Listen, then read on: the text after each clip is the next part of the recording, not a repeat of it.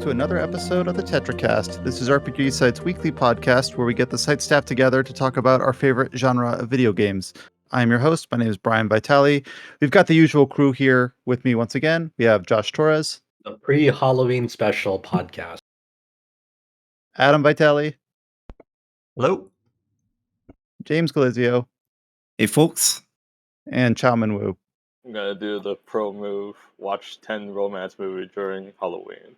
Why? Romance movies? Yeah, just because we watch a terrible anime movie and we're like, watch the real life ones. They're better. I mean, I There you guess go. that That's a good that is solution. horror in a way. Like, if it's... Yeah, okay, I can dig it, actually. Some of those romance movies can be considered horror. Sometimes those are harder to sit through than horror movies. So are you guys dressing up for Halloween? No. Nope. I'm over 30, so I don't think Yeah, I I'm can over anymore. 30, but- Are you gonna dress up for Halloween? Me and my girlfriend are going to Uh-huh. go into work as like Waldo and Winda from Where's Waldo? Oh, okay, that's There pretty you go. good. Yeah. Then you have to like hide them, It's a very right? it's a very easy costume. It's Yeah. also a very easy costume where apparently there's like so many like knockoff. Like if you go to Amazon and search for a Waldo costume, there's like 3 dozen. How Because many? it's just a striped sweatshirt. How many jokes do you think like of how where in the world is Waldo you're gonna get it when you walk? I'm expecting to hear "found you" a bunch of times. For our There international you go. audience, it's Wally. Oh, yeah, okay. it's Waldo or Wally depending on where you live. If you That's find true. me and trick or treat my house, I'll give you a full bar of Kinder Surprise. Oh, okay. So yeah. So usually, what kinds of candies do you guys give out for trick or treat? Or do you guys like don't have many trick or treaters, so do you just like skip it altogether? I live in a townhouse, and Mhm. my doorbell doesn't work, and I've never bothered to tell them that it's broken. So like, if kids come to my door, I will never know. Sorry. Damn, they're probably egg your house for not giving them candy. Dang. All right. So we have. Okay. So someone just like fuck them kids. All right.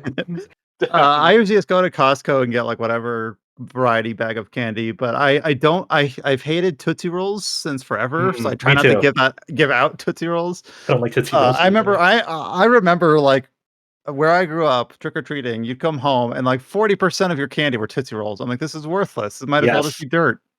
I actually like it. I gotta admit, it's Tootsie Rolls and Licorice. I don't like them. Not a fan. And what? Licorice. Licorice. It's like the red swirly thing. Licorice? Licorice? Is it They licorice? have a brand. They're called like Twizzlers. I forgot what they're Well, called. there's Licorice. Twizzlers and like Red Vines, and there's other like brands like Yeah. Australia's best licorice or whatever, because supposedly that's where you get your good stuff. But I like strawberry licorice. I don't like licorice flavored licorice, which I guess is like, strawberry licorice is like fake licorice, but that's what Twizzlers and like Red Vines are, I guess. I think. I like Skittles and Starburst. I've been like a sweet tooth. I know that's like really juvenile, but that's what I like. Regular vanilla Hershey bars. Is anyone going to be the hero household and buy boxes of like full size bars to give away for Halloween? Be the hero king house. size bar. The Yeah, full size. I did it once. Wow. Dang. And were you the Wow, hero? this house is so generous. Did the kids love you after that? Well, but there's not much people trick or treating these days. You can probably count them with your hand these days. I don't know how popular trick or treating like houses is. I just I never. don't Last mind. couple of years, I always got like chocolate 20 bar. or so. I'm very weak to crunch. I've always been a big fan of crunch. It's just something that's, like, really easy. Yeah, I'm a big fan of any sort of chocolate bar that has like that puffed rice crunch, Yeah. or $100 grand, or any other of those 100 grand versions. is all right too. Yeah. And the worst chocolate bar, Mr. Good Bar. It's Mr. terrible. Good Bar, It tastes like yes. vomit. Oh, it's so bad. Yeah, I forgot to like that was a thing until you reminded me. Like, oh yeah. You only can get it in like the Hershey's like variety packs. They have Mr. Good Bar, and then they have Crackle, which is basically the Hershey version of Crunch, and it's fine. That's okay. Yeah. Yeah, but then like the Mr. Good Bar is supposed to be like Hershey peanut, but the chocolate is like really, not that Hershey chocolate is amazing either, but the Mr. Good Bar chocolate is so like chalky and bad. I don't know what it is. It's just, what did you do to it? Sorry. Let's start reviewing candy bars on the site. This is a candy bar review podcast. Yeah, I'm trying to think of like other cases they didn't like. I didn't like those like what were they called, like whoopers or whoppers, like they're like Oh, the the malt marble. balls. Oh, I Yeah, love Yeah. those. I Ah like man, I don't those. like those. I can't have a lot of them, but I think they But have they're a really unique sweet, though. taste. Yeah. You get the Rolos that like suck out your teeth. Oh yeah. Out of the Oh socket. yeah. Okay, who liked the ring lollipops when they were a thing? My niece When does. I was like 6. How old's your niece? She's like 12. Oh, okay. Only for a couple more years, maybe. Do they still sell ring lollipops, or are they not a thing Yeah, there's anymore? one day she's like, "Hey, go to 7-Eleven. I want candy." And she just Pretty goes sure there and ring just pops buys still that one exist. ring lollipop, and we went home. I'm like, "Is that all we went there for?" No. Yes. Nice. Well, there's the annual candy update from the crew. Yeah, so we are like we stated at the outset, the last podcast that we're recording in October. We're going into the end of year slate. Really, only one more real good month of gaming before we get to the end of the year. So on the back end, we've been starting to schedule out end of the year stuff, trying to plan a date for our big Game of the Year podcast. So that's starting to square up in the background. Of course, we do have a few more releases coming out in November that we have some people poking away at, getting ready for coverage on those things. But as we go into the last week of October, we do have a few games to talk about here. Um, yeah, news slate kind of light at this point. We'll be talking more about release games than news. I don't, we're at the time of the year where publishers, developers aren't really announcing new stuff until next calendar year. In terms of the RPG slate, not a lot has come out. We have a few more releases coming out in November that we have people working away to cover those games when they come out. We do have at least one title to talk about this week. We also have a few non-RPG releases that have released in the last couple of weeks that we kind of have a good chance here to talk about them for those that have been playing those. We'll kind of deviate from our core focus just for this podcast to talk about a few of those other recent releases. But to start out, we're going to talk about a game that Adam's covered for us. And that is Dark Envoy. So, Adam, this is a little bit of a lesser known game. So, go ahead and tee us up. What is Dark Envoy? What were your thoughts on it? And just take it from there. Yeah, so Dark Envoy is an indie CRPG from a Polish studio.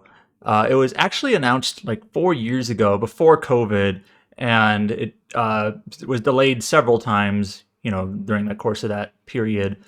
But this is a game that was kind of interesting to me off the bat. It's a computer RPG. It's kind of a mix between fantasy and technology, and I was just sort of curious about it. Had some class building systems, had like a dual protagonist system.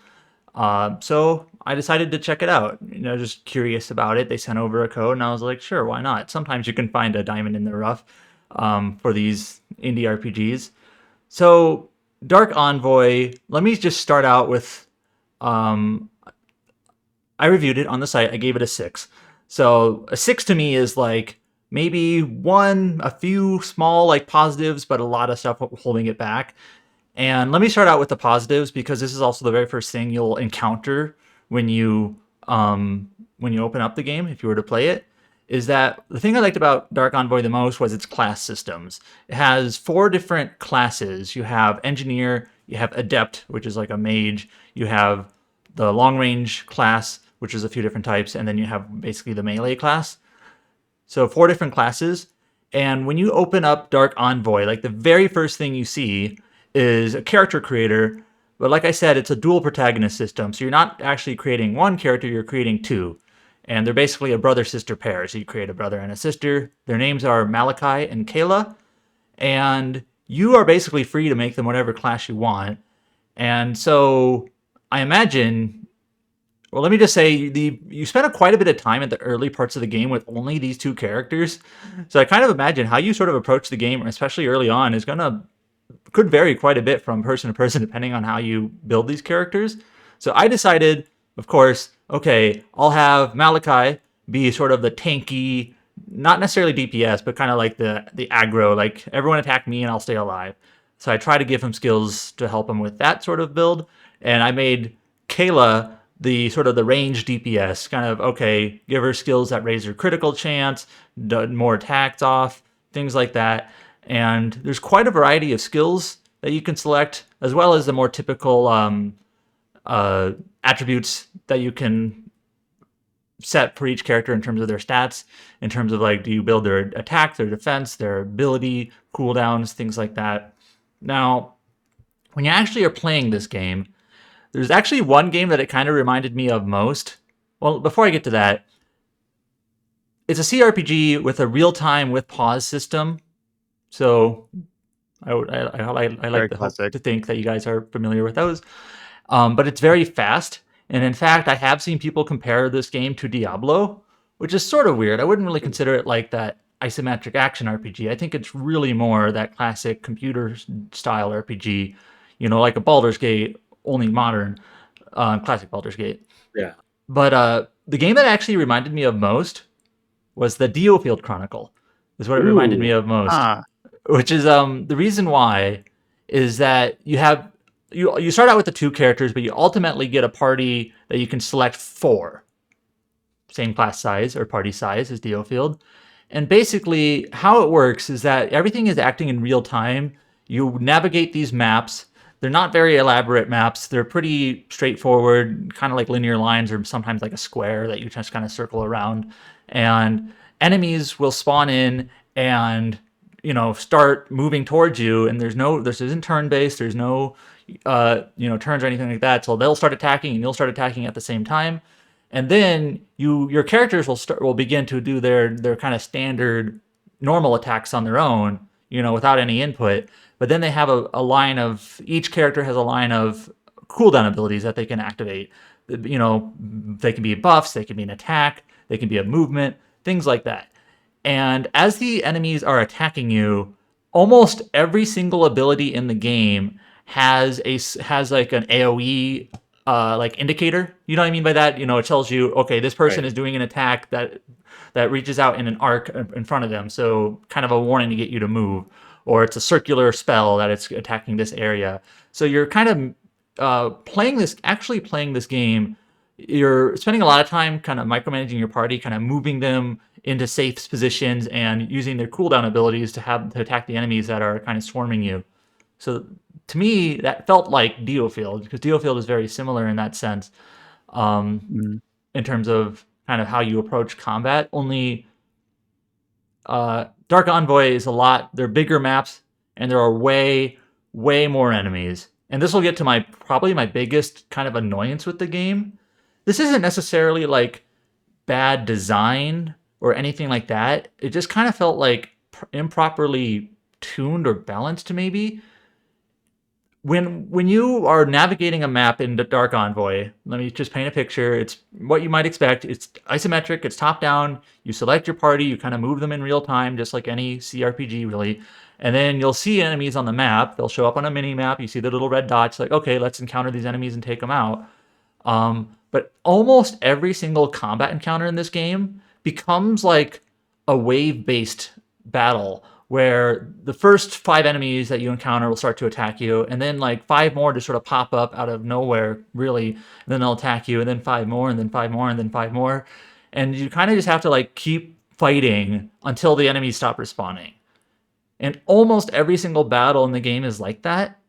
And I felt this is hard for me to like verbalize maybe, but I always felt that like each battle was just like 50% too long.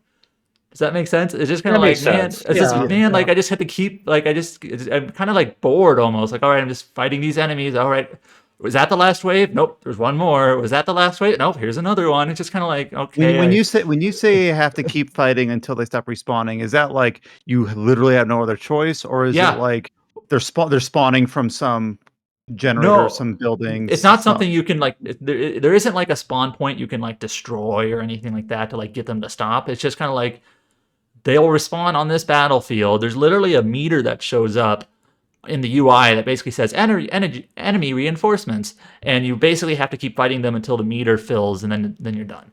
And I just kind of felt like no choice. There's no tactics there. There's no. Well, I'm not gonna. How do I word this? You can't avoid it. You can't. Or like an Advance Wars. No, yeah, there is no Advance Wars like stop the destroy the building that's spawning the enemies or anything like that. And I don't mind the idea, like, okay, you have to beat a couple of waves of enemies. In fact, Tetracast was similar. It had respawns, but I just kind of felt like there's always like 1 or 2 too many. per battle, and it just kind of dragged. And I even said in my review, it kind of makes me appreciate Dealfield being a little bit more bite-sized. Because if you remember Dealfield from about a year ago, those missions were pretty quick, pretty short. Not a lot of, there were some enemy reinforcements, but usually only like 1 or 2 waves, not that much. Like those missions were quick. Yeah, And you feel like you're constantly fighting a battle of attrition rather rather than like being like taking out the enemies like like a tactical, in a tactical manner.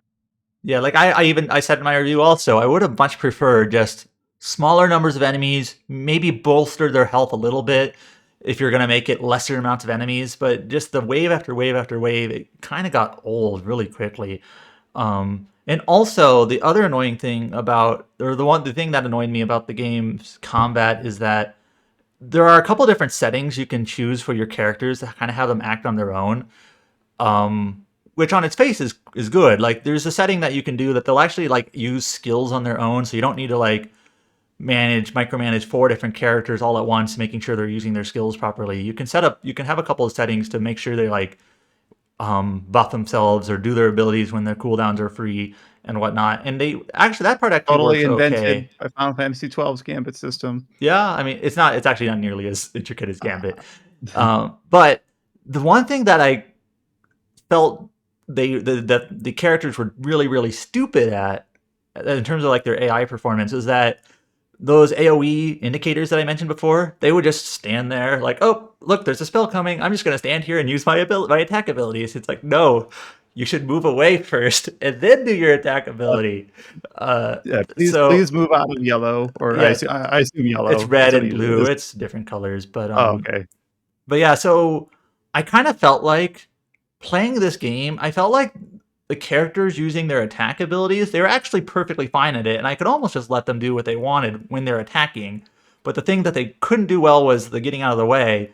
So me playing the game, what I'm actually doing is basically playing like chaperone or babysitter. Like, all right, I gotta move Kayla to the left a little bit. All right, Kayla, you're safe now. Do what you want. Benedict, gotta move you over here a bit. All right, Benedict, you're safe now. Do what you want. Oh, Kayla, you gotta move again. Move her out of the way. Okay, you're good. Malachi, you know what I'm saying? I just kind of felt like every battle is mostly just me moving characters out of the way. That's the combat. That's the gameplay. Moving characters out of the way. So sounds like some MMO raids. Sort of. Final Fantasy 14 bosses, from what I can tell. I've never played Final Fantasy 14, but just get out of the way. So don't stand in danger, please. So yeah. So I like the class system. How's the rest of the game? Yeah, I mean, so like I said, I gave it a 6. So unfortunately, it's kind of negative. I like the class system. I felt like there was some really cool like party coordination stuff you could do, which is also a thing I liked about Dealfield. Now the story stuff, kind of, I never really latched onto it. I hesitate to say that it's bad, but the pacing is strange. You spend about the first third of the game kind of doing like, so let me set the premise. There's a war going on between places or factions called the Empire and the League. You don't really know why there's a war. There's just a war going on. Now, Malachi and Kayla are refugees. They're living kind of on the outskirts of the country with, other people trying to basically build a life while there's a war going on. They're not really, in the war zone, but, obviously it affects everything around them. And, it's maybe mildly interesting, but you spend about the first third of the game kind of doing like fetch quest type stuff, which is kind of like, we're scavengers, we're trying to find treasure, we're trying to make a living. And then the middle third of the game, or maybe I should say even longer than that, you basically do a couple of like mini fetch quests for the Empire, do a couple of them for the League. It's just not really very interesting stuff. It doesn't really explain what's going on with the war. It just you're just kind of it kind of just feels like it's spinning its wheels a bit. And then about like 85-90% of the way through the game, there's like a story event where you kind of finally realize, oh, here's what's going on. Here's the actual villain. Here's the conflict that's actually, why there's a conflict in the first place. And then like shortly after that, you fight the final boss and you beat the game. And it's like, to me, it kind of felt like it came in way too late. Now not necessarily that the game ended early or anything like that. I just kind of felt like it needed to be like shunted up the timeline a bit, if that makes sense. So Basically, did the game spend too much time to just like intrigue about like we don't know what's going on? Yeah, Isn't sort that of. isn't that mysterious? Blah blah Right. blah. with the Yeah. dual protagonist system, I guess Mhm. I guess what I'm thinking about is like, do the brother and sister have like their own voice and distinct personalities that Yes. like participate in the Yes. story? Yeah, so the Okay. characters in this game are just like characters in any other computer RPG, Baldur's Okay. Gate Yeah. or what have you. They're set characters with set voices. And Malachi and Kayla, you can kind of build them how you want with different classes, and you can even change their appearance, but they have voices, they have lines, they have story. They're not like the Baldur's Gate 3 protagonist who kind of just mumbles in battle. And you don't have a lot of dialogue options. There's a few, but they're basically just a pair of characters, like Okay. any other character. And actually, out of all the characters, they are the most interesting ones. They're a brother Okay, that's sister. They're a brother sister pair, and I've always kind of liked the brother sister dynamic in terms of characters who are close, kind of family, that sort of bond. I've always kind of liked that sort of dynamic. And Malachi and Kayla are the most interesting characters of the bunch. There are 6 other characters that join your team, and none of them are really any interest or are good. Sorry. I honestly it's almost hard for me to describe like who they are because they're so bland. There's like a character Mhm. who's sort of like Are these a knight captain that joined you. There's a character who's like a mage from like a long-lived race. There's a character who is like an engineer dork kind of character. There's a character who's like a mercenary who's very cold. She's like an elf sort of character, and she's kind of like, I'm just here to do my job. They're just, besides like maybe like a front facing, personality that I can describe in a sentence or two, that's kind of all there is to them. So are they these just don't. characters you're gonna like forget like after a year? Like, you're Yeah, gonna I will struggle to remember forget their these names. characters. I forget their names now. Benedict, I remember, is the knight captain. The mercenary girl starts with an S. It's like Server Silva something. I don't remember. There's She seems like a winner. she was a good character in combat. So that's the thing. I actually kind of like using these characters in combat and messing with their skills and whatnot, which is the thing I liked about this game. I'll reiterate. Just as characters, and just like, I don't care. Look, don't care. I get it, right? Like I think about like Fire Emblem Fates, yeah, like of like really good gameplay, Yeah. but the characters themselves, I don't fucking remember their names. I don't Yep. necessarily like kind of what their deal was. I don't remember who I paired them up with, but man, they were good in combat. So I get it, Yeah, so long story short, the characters not really that great besides the main two. Story kind of bland. Not like actively like aggravating or annoying or badly written. It's just kind of like almost like it's just thin. And then the one other thing is that there are, at certain points throughout the game, you do get to make like choices. Like for example, early on, you go to like an outpost that's guarded by mercenaries or like bandits, and you basically can like decide, like literally a choice pops up and you have to select it. Do you want to just take out the bandits, like just get rid of them, kill them, or do you want to make a deal, kind of pay them a little bit of, like, you basically give them a bribe to kind of work for you and stay out of your way? And it seems like these choices that you make do have some minor effect on further quests. And there's like one point in the middle of the game where you either side with the Empire or the League. And that's probably like the more major choice that you make. And that I imagine there may be a main mission or two that is different in the middle of the game depending on which faction you join. But it still feels like it doesn't really matter. Any of these choices, they don't really feel like very reactive otherwise. So there's that choice in the middle of the game, and sure, there's some small differences, but otherwise, it wasn't really gripping to me. And the ending of the game does what a lot of these computer RPGs do. Brian will know what I'm talking about for sure, where it'll kind of like, it feels like what the game is doing is it kind of like takes the choices you make throughout the game, and it kind of like, it does like a slideshow ending. Do you know where I'm going with this, Brian? Where it's just kind of like, Oh, all yeah. right, how did you solve this quest? All right, if you solved it with the left path, we'll show you this page of the slideshow. If you showed it with if you solved it with the right hand path, we'll show you this page of the slideshow. All right, next slide. We'll do the next quest. If you solved it A, we'll show you this. If you solved it B, we'll show you this. Next page, like it kind of just gives you a slideshow of like, you did this in this quest. And it's like, oh, okay. Yeah, it doesn't really like synthesize them together into anything interesting. It's just But like, you know here's what a I'm saying, summary. right? I kind of felt like I was kind of no, it makes sense. okay. Yeah, that slideshow ending is what I'm going to call it, where it's kind of just basically shows you the choices of your individual side quests that you made. So, and yeah, that's about it. I kind of went into this game really interested in it, kind of curious about it, giving it a shot. The last thing I'll say, and this is something I feel I shouldn't be too critical about because this is an indie game, very small scale, and I've actually felt this way about other games before. It does have like fully modeled characters and some choreographed scenes and cutscenes and things like that, but it feels low budget, which is not really a knock against the devs. They're an indie dev with not a lot of resources, but I almost would have rather they just spent.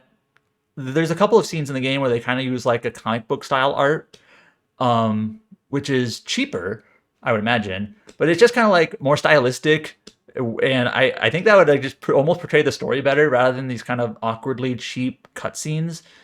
And again, I'm not trying to knock too hard on the game. I just kind of feel like they almost bit off more than they can chew in a sense in terms of trying to show, trying to have like a highly cinematic game. It's not that cinematic, but like showing these like cutscenes and whatnot. Like I would have rather they just had like comic book art or whatever that they did that more often. Because what game was it that you said like there was like a 3D model that was very, very basic and kind of low poly next to like 2D art that was really well drawn? I forget what game it was, but there was a game where like I think you might be talking about Neuta, which is a PSP game, which oh, okay. that's not quite the same thing. Game. That's not quite the same thing. Yeah, It's you're right. like stylized from a game 10 years ago versus the model the character art. But still, again, I mentioned this in my review, but it doesn't really factor into my overall thoughts or score much because it's just like, oh, okay, it's a small budget game. They're working with what they have and their means. But I just like it. I kind of would rather they just done like the more stylized art versus trying to have these highly detailed models.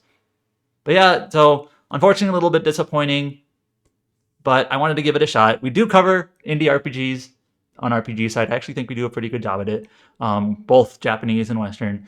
So I gave it a shot. When you were talking about the dialogue choices, I was trying to think of like what makes a good dialogue choice, and to me, like, this is off the top of my head, so I haven't really thought about this too much, but it could be two things. Like, one, how consequential is it? Like, oh, if I make one of these choices, this is going to have to like change. Like I want it to like lock me out of things or put a faction against me.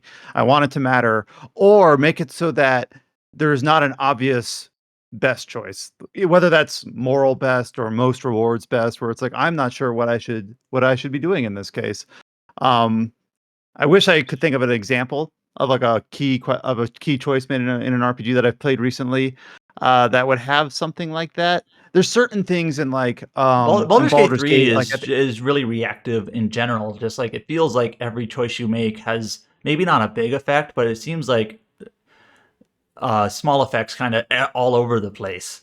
So, yeah, I'd say Baldur's Gate 3 is a pretty like decent example of like pretty meaningful choices because you don't really exactly see the ripples. You don't actually. It does a good job masking the gears behind the scenes of like how you respond will affect you later on. It's hard to say. You can't really like connect the dots right then and there. But it's always like a fine line between like what makes like a quote unquote good dialogue choice versus like a fun one. Because like for sometimes I just like when I'm like not expect like I don't need every game to have like a good dialogue choice system. Like for some games I'm okay with having it fun ones. Like for example like Alpha Protocol. When you have like when you take on like an aggressive like response, like that game's very infamous for like having like an aggressive response, but like it's not necessarily what you say versus what you do. So like say like a character will be like, "Do you agree with my turn?" And you'll say like the choice might be like hell no, and like you choose hell no, thinking you're gonna say hell no, but instead your character just like slams their head into the table and like kicks it to the side. I and it's actually like, remember hell that yeah. scene specifically. Uh-huh. It's And an for me, I'm oldie just but a like, goodie. yeah, for me, it's But just if you like, go to that's a really funny, and I love it. it's an oldie but a goodie, hopefully it's still up. If you go to YouTube and just type, I think it's Michael Thornton, The psychopath or Michael something. Thornton's Psychopath, and just watch that YouTube video. Yeah. Alpha it's, Protocol I was thinking, I like, love Alpha Protocol. It's like, I don't know, the story is whatever and the gameplay is buggy and whatever, but that It's so dialogue charming, system, though. it's so Oh, man. goofy and I love it. Yes, yeah. It's memorable, and it's so just like it's so over the top and stupid that like you can't help but have a fun time like laughing at what you're looking at. There's a part in the game where I- there's a part in the game when you first meet Stephen Heck, who is a very interesting character, voiced by Northern North. And he's like, the first thing you see, he's like trying to get like a hostage to drink bleach, I think, or something like that. And you could basically say like, hell yeah, I'm in, I'm gonna join, like, I'm into this. And apparently that hostage is like totally innocent anyway. It's kind of a weird game, but I love it. I thought of a dialogue choice near the end of Baldur's Gate 3 with the, I'm not going to say what the choice is, but just refer you guys to it. Near the end of Astarion's quest, what you do with the Oh yeah, thralls. yep. That choice is a choice where it's like, does that have a lot of impact on the game? Well, not really, because it's late, and at that point, there's not a lot of ripples that can be spun out of that. But it's one of those choices where you're like, I don't know what I should do. Where you like have to like really weigh like what is the best thing to do, or if you're antagonist worst thing to do. Maybe it's a little bit more clear in that case, but that's an example of a good choice, even if it doesn't have to be consequential to be good. That's, I guess, that's another game that I think And had decent dialogue choices and stuff. Wasteland 3. Yep. So early on in the game, there's basically a conflict in Colorado. This game's a couple years old, so I gotta recall this from my memory. In Colorado Springs with Lucia, is that her name?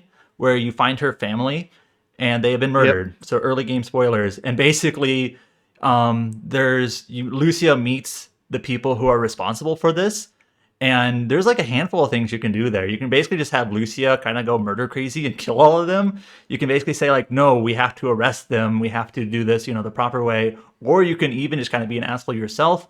And then that also ties into how the factions balance out in the actual town of Colorado Springs. And then there's a whole bunch of stuff with a character known as the Patriarch. And like, what do you do with the Patriarch?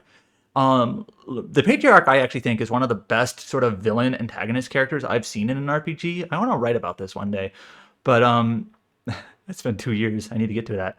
But he's sort of a character, really brief here, where he's like the pillar of the community. He's the only thing holding this city up. If he goes, there's going to be a lot of death and a lot of issues. But the thing is he's a shitty person with basically building the city on corpses. And there's kind of this whole thing throughout the game is like, what do you do with this guy? Do you just let him go? Do you destroy him at the pain of a lot of other things that are going to happen if you do that? And so when you actually are making choices in that game, you're kind of sitting there like, fuck, what do I do? So those are interesting. Yeah, I that's a love good point. if that's my gut reaction. I love that. Like, fuck, which choice do I make? Damn it! like in terms of like, I don't know which one I should do, and I like being inconvenienced like that. Yeah. If it's an obvious choice, it's a boring choice. That was like always my main issue. Like say like Mass Effect, for example, it's like, oh, do I pick the blue choice or the red choice? Well, what benefits me gameplay wise, Yeah, in Mass Effect, that Paragon Renegade sort of system, I feel like most people when they play those games, they decide at the onset, I'm going to be Renegade or I'm going to be Paragon. And then from then on, you pretty much don't have to make any choice. You're just like, well, I'll pick the Renegade choice because I'm doing a Renegade playthrough, Yeah. So you're not really even making any more decisions at that point. You're just picking the choice that aligns with your playthrough. But anyways.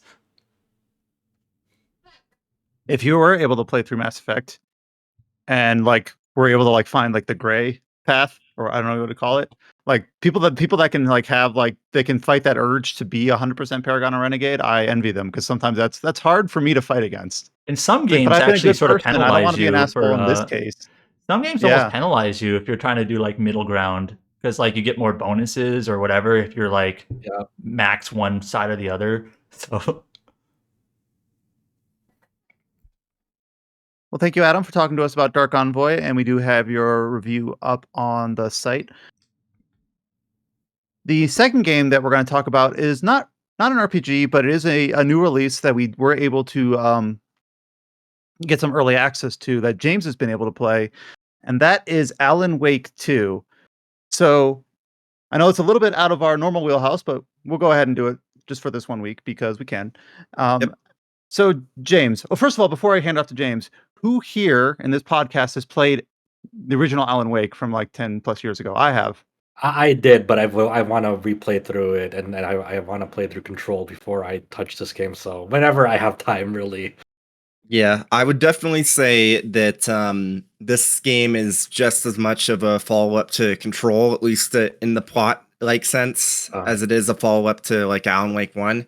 Mhm. Which I mean, it makes sense considering like Control had a whole expansion that was the Alan Wake expansion. Yeah, So but it's good to see that like the sequel that Alan Wake fans have been waiting for so fucking long. Like it seems like they really knocked it out of the park here. oh yeah, it's like the original Alan Wake I enjoyed, but one of the problems with it was that it felt like, I don't know, like people can say that Alan Wake 1 was a horror game, and I guess technically it was, but it just felt like it was trying to be more of an action game, and it didn't really feel like it hit It was, the mark. it was more like original Resident Evil 4 quote unquote horror. It was very more like Hollywood action with some, Yeah. scary designs and lighting, dark lighting, but not really something that really got you scared or dreadful. Yeah, meanwhile, Alan Wake 2 is very much a survival horror game. They were not kidding when they said that it was their first survival horror game. It's like you've got some old school Resident Evil DNA, you've got some Silent Hill DNA, and then like the actual gameplay is very similar to like Resident Evil 2 remake, I'd say. I've heard that for some people that I do like and respect, and like whatever they say, like I usually pay heed to what they're saying. Like for some of them, they say that it is like the best survival horror since like Silent Hill 2 to them, and I'm like, holy shit, I love Silent Hill 2. Like, definitely one of my favorite survival horrors. So see, like having that comparison, be like, oh my god, that seems really exciting. Then Yeah, but yeah, I don't want to talk about the story because it goes places like as you would expect. But game is absolutely gorgeous. Like it is probably the best looking game to have released, especially on PC. Like obviously, I have a 4090, so I'm playing it maxed out, and it's wow. Just Yeah, you shared some photos of the game with HDR because HDR is sort of sometimes hard to share, but it looks great, the colors and the HDR. So yeah. It's definitely one of those things where if you have an HDR display, I would highly recommend playing it in HDR.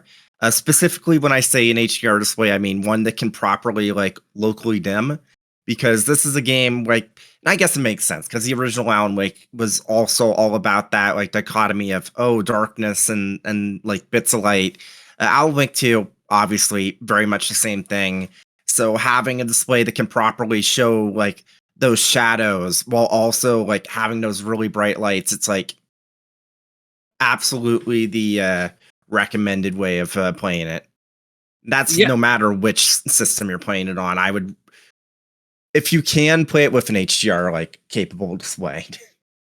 yeah, but overall, like I think the initial worries that came from this game, because like so many PC ports this year have had like very demanding specs for like kind of almost little return. Like the spec sheet that they released, like people were like, I need a 3070 to run this game in 1080p or something like that. And it's like it seems like that info spec sheet is like a little bit overblown, and like it does scale well for like older systems, I heard. Yeah, with one exception. If you are still using a Pascal-based NVIDIA card or an RDNA 1 AMD card, you're not going to be able to play this. It'll boot, but like even a 1080 Ti is having dips below like 20 FPS at 1080p low settings with FSR like set to quality. Yeah, you're not going to be able to play this game unless you have a graphics card that's like at most like 3 or 4 years old. Okay. But what I will say, and this is something that I've mentioned before, maybe not on the podcast, but I always knew something like this was going to happen when cross-gen period ended and we finally got properly like current gen only games. Like there have been obviously some releases lately that are like not properly optimized. There is definitely some games, especially when it comes to stuttering and stuff like that. And like I don't even need to talk about City Skylines 2. Like the developers themselves have said, yeah, no, we this isn't optimized yet. But I remember back when the PlayStation 4 and Xbox One were still new, around 2015, when you started seeing some properly like non-cross-gen releases, there was a jump in the system requirements back then. So I remembered, and I considered that when I was originally like upgrading my PC back in 2021. Like obviously upgraded again beforehand, like before it really happened, because the cross-gen period for this generation has been absurdly long. But I don't know. I sympathize with people that are like, well, graphics cards are so expensive, I don't want to upgrade. That's true. The fact that like graphics cards have gotten so out of whack with pricing, that sucks.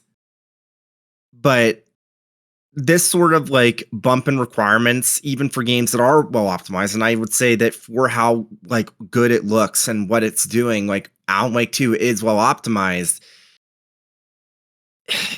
If you're gonna be playing on PC, it sucks, but you're going to have to upgrade your system like now.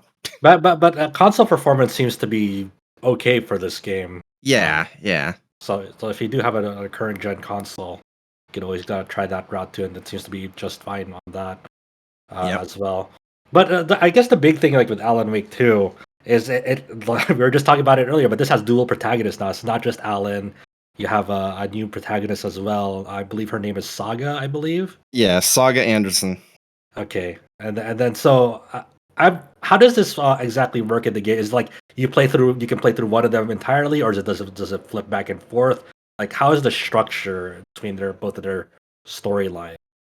Okay, so the way it works is that you play the first two chapters as SaGa, then you play the first two chapters as Alan, and then after that, you can basically, whenever there's a slow point in the story, you can swap between the two, like at most safe safe points, like, and you interact with basically this mop, this like janitorial mop, and that'll allow you to switch the protagonist you're playing.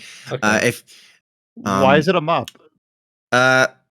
Because a certain character from Control is a major character now in Wake 2. Yeah, I know we talked about that when we were starting out this conversation, but like I had said, who's played Alan Wake 1, and I have not played Control. I'm like, oh, do I have to play that? Yeah, and that would be a spoiler, but he's literally in the trailers and in interviews they've said that Adi from Control plays the major role in Alan Wake 2, and he does. So, so that's how you switch between the protagonists. It's interesting because while they both share like gameplay in the sense that like the basic combat, the basic like flashlight stuff is the same, there's some very different like level design and stuff like that depending on who you're playing as. Like SaGa is almost like I'm not gonna say Metroidvania, but in the sense that you can like revisit older areas you've been to with stuff that you found to like pick up stuff like cult stashes that have like resources and whatnot, and you can find like these lunch boxes that have manuscripts shreds that you can use to upgrade the weapons you found and stuff like that. Alan is different because the place he's in is the dark place, which if you've played Alan Wake 1, you know that's where he got stuck in at the end of Alan Wake 1. And it's the entire like the dark place operates on dream logic. So while like SaGa is out in the real world and basically things, while there are horrors that happen, things stay mostly logical. That's not the case for the dark place. And so sometimes you have to like progress based off of dream logic and like using like finding like bastions of light that you can pick up and then bring to other places to try and like shift the environment and in different ways to progress forward. And then because the way the Dark Place is influenced is by Alan's writing, sometimes you'll find these scenes where Alan realizes that he can write a story about that scene using like a keyword, and that'll actually drastically change the scene and maybe allow for him to move forward. And it's really cool because you enter in that keyword and then it's like you see this like kind of like flash while you're still looking at the scene of him like typing on a typewriter, and then immediately it, like with a snap of like your fingers, it's like the environment just changes. I really that's really exciting because like Remedy like really flirted a lot with like shifting environments and control, seeing like the transition of like how like your surroundings will like gradually transform into another thing at certain points in control, and seeing that kind of concept expanded in Alan Wake 2 now in the Dark Place. That seems really exciting because that's something Remedy is really good at. I just like kind of like really providing really visually compelling environments, something that like just like it looks very surreal the more you look at it. Yeah, it's just incredible, the art direction of the game. Not even like accounting for the fact that the visuals, like the tech going into them, is just like top notch. I was actually going to ask about this because like some pre-release stuff for Alan Wake 2 looked like they also had like some snippets of like live action scenes. Is that like just like live action scenes, or like is that actually just their graphical in-game renderer being that good?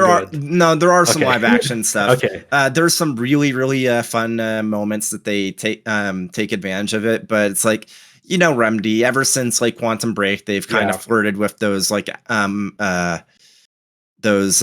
live action stuff, and I feel like the way it's integrated here is really good, really good. Yeah. So that's like but I know like I don't know what was like the file size for this game, because I know in Quantum Break that file size got really bloated because of how much live action like 4K scenes were in it. Yep. So how like compared to this, like is Alan Wake 2 like as big as Quantum Break file size wise, or is it just like, or is it kind of dialed back on like the live action, like the length of the live action stuff? The live action stuff is whenever it's used, it's not used for a super extended period of time. It's only for like a couple of minutes at most. And then there's like if Control had live action segments where it's like you kind of could see stuff and it was like a recording, and it was like something that you could see in the background and you could like interact with the view, but it wasn't really a massive part of the game. There's a lot of that in Alan Wake 2.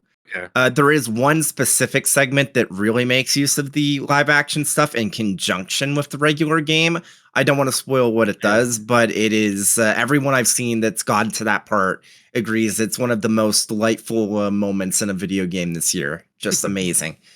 So, and does this have like those usually Remedy likes like to include like little mini TV show clips in their games whenever there's like a TV screen around? Does Alan Wake 2 have that or no? Yes. So there's like radio broadcasts that you can listen to from a character in Bright Falls.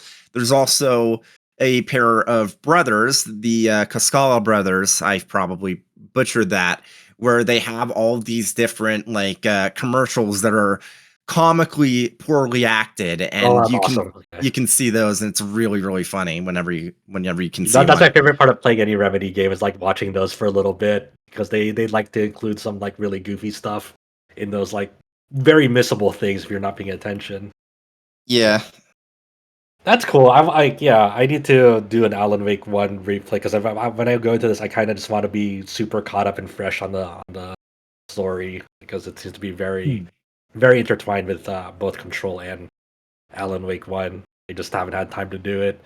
But, you know, this looks really promising. I'm really glad to see, you know, just it's been in development for so long. And also Remedy's working on like remakes of like Max Payne 1 and 2, I think, too. it's going to be interesting to see how that shapes up as well. It's Remedy's on the up and up. I'm really happy to see them continuing to find success because that's a really, really special development studio. They found like a real cool, unique niche that no one else is quite working in the exact same space they are. Yeah. So thank you, James, for kind of taking us on a little bit of a side quest to talk about Alan Wake 2. I guess we have a few more games that we could talk about that are also kind of off the beaten path, but I will kind of lasso us back and forth, and I'll bring us back to the RPG space with a game that we've already talked about previously on the podcast when it came out in September, and that is Starfield. So I know we're going to have some more time to talk about this game with the end of the year podcast in a limited sense. But I had mentioned, I forget if we were recording at the time or not, but I had mentioned that before the end of the year, the two big games that I wanted to hit so that I could speak to were Diablo 4, which I still haven't done, and Starfield, which I've started. So we talked about Starfield with when it released, so I probably won't spend a ton of time on it here. I just want to give my kind of my initial thoughts. I'm about 10 to 15 hours in. And I've spent a lot of time playing Fallout 4, Fallout 76, and Skyrim and other Bethesda titles. So I wanted to jump on this when it first came out, but didn't have a clean slate at the time. It was Baldur's Gate 3. But then I had a chance to do it, so I went ahead and jumped in.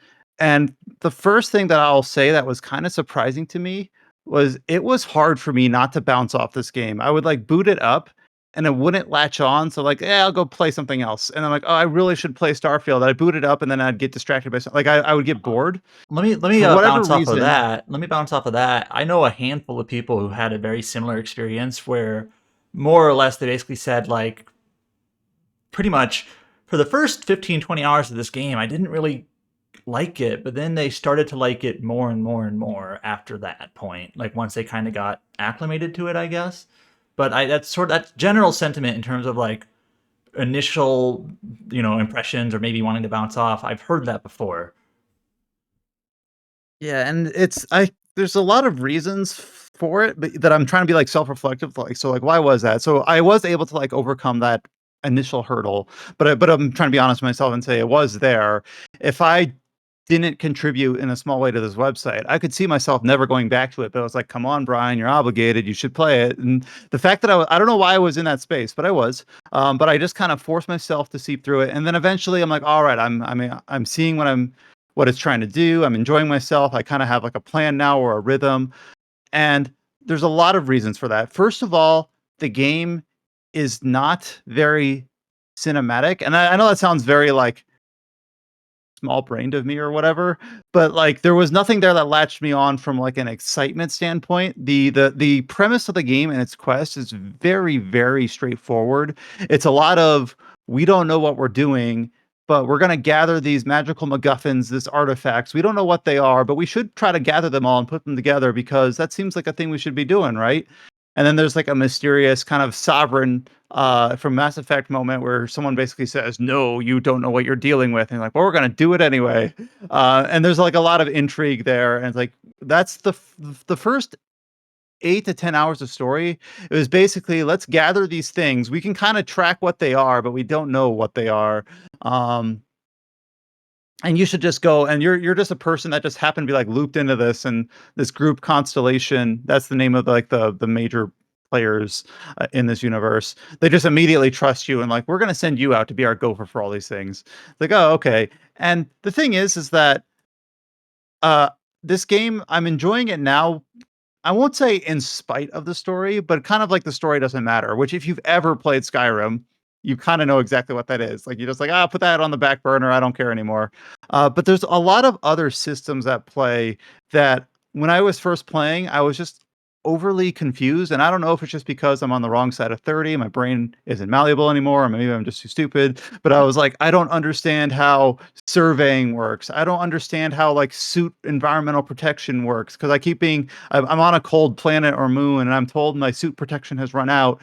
And if I go to my suit, it has a number that says like it has thermal resistance 30. What does that mean? How can I go on to colder planets or is it for a longer period of time? I don't know.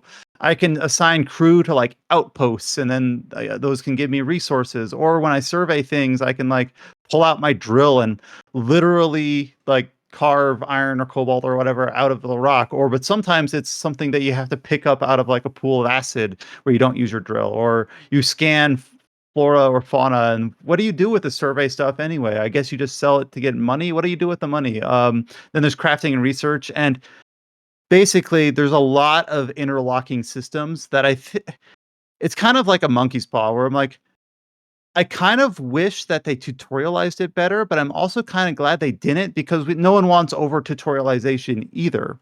You just kind of have to swim not knowing what you're doing for a longer period of time than I'm typically used to, or most games are they don't want to have you floundering, because you're going to have that initial reaction to bounce off. And I think that's what Starfield's kind of flirting with there. Is like, I could see a lot of people bouncing off, and I'm coming from a place where I can kind of draw analog to like, oh, this is kind of like equivalent to this mechanic in Fallout, or this mechanic in Skyrim or whatever. If someone's coming to this game not having that, it would be even a larger hurdle. But once I got past that, once I started learning, and this did involve a little bit of me like going to YouTube pages and fandom pages and things like that. So I did kind of go outside the game itself to kind of learn what I was doing, which I don't know if that's cheating or not, but it helped me kind of not bounce off. So I'm going to say it was okay. But past that point, I'm now at a place where I'm really starting to learn, like, okay, I really enjoy how this game's setup works in terms of the perk system. And I know, like, when we talk about RPGs, there's always perks or talents, but I remember when I was asking James about this when he had played it earlier, like, is there any sort of like Fallout has its special stats, or Skyrim has the more standard stat allotment, or you level up skills to 100 with skill points. Like, how does it work here? And this one, everything is basically embedded within the talent tree itself, and it works in a way that I think actually feels really, really meaningful in terms of being able to specialize in a character that's only good at combat but not good at stealth, or very good at research but not good at surviving a lot of hits, or can persuade and avoid combat but doesn't know how to modify their gun very well. And the not only that, but it has the exercised use. We talked about this with Phantom Liberty with Cyberpunk, where you get better at skills the more you do them. Or SaGa, of course, is where we always go to for that. And Starfield also implements that in kind of a small way, and probably not as good of a way, but in a way that still works pretty well. Where, for instance, in order for you to get the second tier, this is a very basic example. To get the second tier ability to pick locks or security doors, you have to pick a minimum number of locks or security doors. Or in order to get better at ballistic weapons, you have to defeat enemies with ballistic weapons.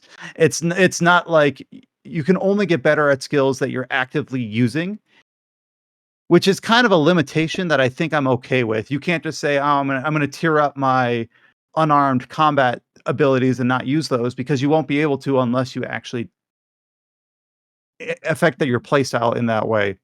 So that makes sense. I mean, like, sometimes I know there's some other RPGs. I don't have like a specific example where it's like, I don't know, my character is not very good at unarmed combat yet, but I'm going to just play through the game without using unarmed combat for a while, and then I'm going to like power it up kind of as I go, like while I do other things. But it sounds like with Starfield's implementation, if there was such a thing as unarmed combat, you'd actually have to do it to get better at it.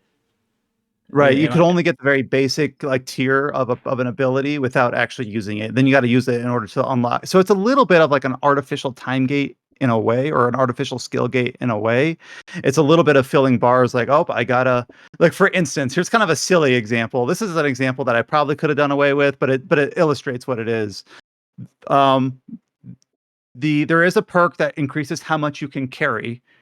In order to tier up that perk, you have to be at like 70% weight limit or higher and sprint. So if you wanted to, you could just like load up on a bunch of like random crap and then just like run circles around your ship to tier it up if you wanted to. But like, I'm picking up all these pots and pans for a reason, guys. Yeah, obviously the intended use is to like, oh, you're equipping like very heavy armor or very like or a heavy style weapon, or you have lots of resources on you that you're not putting on your ship right away. So clearly you need this is why you're interested in that perk in the first place. So, and you're going to be sprinting across planets anyways, things like that. Also, this isn't quite what you were getting at, but it's kind of a function of RPGs sometimes, in that, especially starting out, it's kind of a weird balance in that in RPGs, when you're starting out, because things are based on like skill levels and bars and meters, sometimes your character just kind of sucks. Like, I can't shoot very well, I can't run very well, I can't take a lot of hits, and you kind of just suck. Actually, one game that kind of comes to mind is Alpha Protocol. I remember when that game came out, like, wow, I can't shoot a pistol worth crap. Like, I can't hit anything. It's like, well, it's because you suck at shooting pistols. Level it up. Also, another game that comes to mind is Kingdom Come Deliverance. I remember that game starting out. You really have to like work within your means. Like, oh boy, I can't fight knights because knights are way too strong. I have to fight peasants instead for now, and then I'll get stronger. And by the end of the game, in that case, you feel, in Kingdom Come Deliverance, you feel like a walking demigod. Like, ha, all my stats are high. You can't beat me now. I can flick you and you'll pass away. Sorry. But that's kind of a thing with RPGs sometimes, is starting out when you don't have like those skill points or stat points or whatnot. You are, in a way, gated by the RPG components of it. Like, there's nothing you can do besides work around it. I think context is super important on like how successful they are in delivering that feeling and how immersive it feels. Like, I think Kingdom Come Deliverance is like actually a really good way of like portraying that, because you do feel like just a random nobody that you kind of stepped into the shoes of, and you feel like a fucking badass as you develop that character, because then they're actually like a character that's like participating in the story. They're not a silent protagonist. You're constantly making like decisions and like optional, like, selecting dialogue on how they should respond to situations, and like it kind of like you feel like you're the character progression in it, like it feels meaningful and like it's reflected in the story. Yeah, and Meanwhile, also, literally in Kingdom Come Deliverance, you literally are like a peasant at the beginning. So it's like, of course you wouldn't be able to take on a knight. Yeah, so it's like it definitely gives you that feeling of like zero to hero almost throughout that whole journey. While in like stuff like Alpha Protocol, like you already like an established like agent. Yeah, going into that, you suck. yeah, you just fucking can't do shit, and it's like this is so stupid. I remember it's YouTube still funny, videos but it's like so stupid. I remember YouTube videos at the time. If I remember right, one that like ended up being viral was like he had his crosshairs like dead nuts on someone's head, fired and missed, because it's all orange, because it like rolls dice behind the scenes, right? Yes. And it's like, wait, why did I miss? And it's like, well, it's because what's your pistol skill? I forget how Alpha Protocol set up. And that's something that like that I'm not saying that's an illegitimate gripe. It's just that when you don't understand the game, or you not understand, but that's not the style of game you're looking for. You're like, oh, I don't want that to be controlled by an RNG roll behind the scenes. I want that to be controlled by my input, by my player skill. And then that's just like, well, what's the vision of the game versus what does the gamer want out of it, etc. Right. So in Starfield, the thing that I've been finding myself comparing this in my head to Cyberpunk, even though the games are not really that similar. They're first person, quote unquote, Western RPGs, and I know Starfield you can play in third person. But other than that, they have like kind of opposite philosophies on everything. I remember Starfield when it released got some criticism for it's not an open game in terms of when you're flying across the solar system and the galaxy, you don't take your ship from one end and pilot it to another. You like travel between sequential nodes and star systems and things like that. Within each region, there's a decent amount of explorable space, but if you're going from the Alpha Centauri solar system to our solar system, you just select it from a menu. And for some people that was a loss of immersion, and that's fine. You might have been going into this game having played. I haven't played games like Elite Dangerous or No Man's Sky or things like that might do something like that, where it's like, well, why can't Starfield? And that's a question that's impossible to answer. Maybe they could, but they didn't want to. They didn't want to focus on that. They didn't think that elevated what they were trying to shoot for in this game. I will say that Starfield has the same sort of deficiencies that all recent Bethesda games have in terms of like animation qualities. Like when characters are like turning to speak to you, they'll like shift their shoulders to square up and then you can speak to them. Or like they'll like robotically get out of bed, face exactly opposite from where they were laying down, and then turn to talk to you. Like it seems very mechanical in a way. Which, if you played a game like Cyberpunk, is very opposite. Where in Cyberpunk, every single animation is so like deliberately crafted. I've called that game, or I guess I more like repeated someone else calling that game the best game where you stand and talk to people or sit and talk to people. But in Starfield, there are so many more people to talk to. I know in Cyberpunk, Night City, the main setting was kind of criticized for being very thin. There's not a lot to do. You can't enter most buildings. 99% of the people you see on the just in a regular playthrough is a civilian you can't interact with. Where in Starfield, what's really surprised me, and when I went to the location called Neon, I forget where it is, but it's kind of like this tall, almost like it's like an oil rig. It's like a suspended large mega structure overlaying like a giant ocean that has multiple tiers, and you can climb up the outside.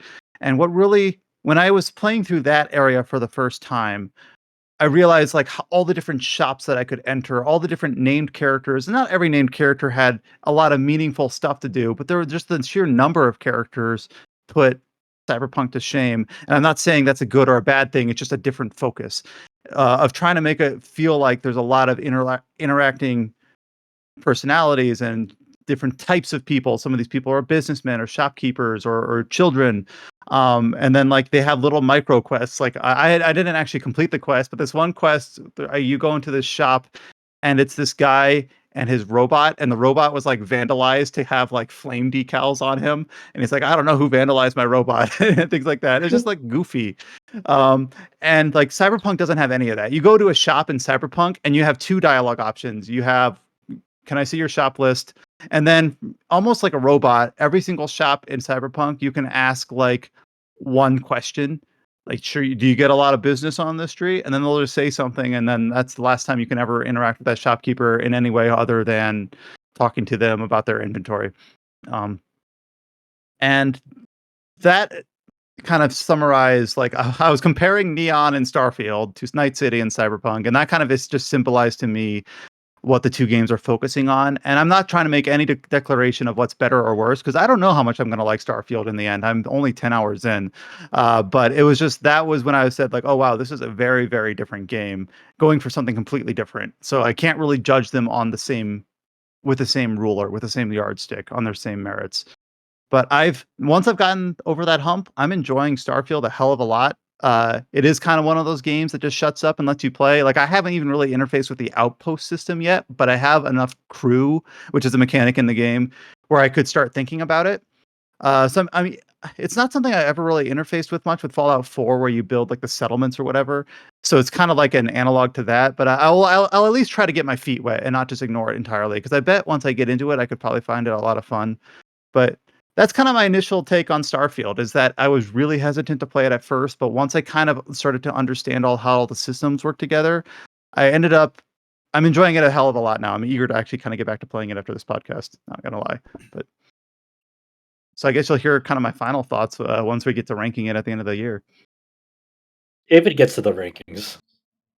I mean, this year is going to be tough as hell. This year is insane. Like there are going to be games in like our top 20, not top 10, that I'm going to be like, these games are excellent, please play them, but they're not in our top 10. For me, it's like nothing is ever guaranteed. Like when it comes to like top 10 ranking list at all. So like when people say, this will be on the rank, it's like we'll see. I'm always like nothing. No, I never ever call like what's game of the year and what's not until like. Well, we get time is that kind time. of short. We only got like a month before you make it. Is it? I don't think there's any major release anymore. November has some pretty good games on its. So November has Star Ocean, Persona, and Gaiden. I think are the main ones. Mm-hmm. But then Mario. Like, Mario RPG. Oh, Mario. Yeah. Not Mario Wonder, Mario RPG. Oh yeah, right. So yeah. Well, Mario RPG is pretty short. We talked about that I think last week. Like, oh yeah. Luckily that one you could RPG. fit in a day or two or three. So All I can remember from the you know. original game, it was just very charming, but I Mhm. can't remember any of the plot details about it. The only thing I remember is there's a Final Fantasy IV music boss. There's a character named Gino who is like the cool one. I mean, Who like belongs in Smash for me Bros. personally, like there's like even like lesser known titles that have a strong shot at being at my personal maybe like it's not an RPG, but Risk of Rain Returns is one that I'm really looking forward to. That's a remake of Risk of Rain 1 with like a lot of tweaks and a new character and a whole rebalance and way better netcode that like me and a couple of friends are very looking forward to because I've spent almost 100 hours in the first Risk of Rains. I love it a lot. And for anyone listening, if you're not aware, we've done this for a few years now. Our Game of the Year stuff goes December through December. We decided on that because we do our podcast in December. We do our month-long poll in December. For our poll, for our reader results and whatnot. And we just kind of decided there was times in the past, like 3 or 4 years ago, when we allowed December releases, but then it was just kind of awkward when it's like, I want to vote for this game that's not out yet. And anyways, we're just like, okay, let's just December to December. So that means I don't know what releases this December. Rogue Trader and Dragon Quest Monsters, those will be on next year's ballot. But things like Marvel's Midnight Suns would be eligible this year Yes. because it came out in December last year. Yep. That'd be technically eligible. But yeah, like this upcoming November, like a game that I've been looking forward to called Small Saga, like an indie RPG that's been in development for a very long time.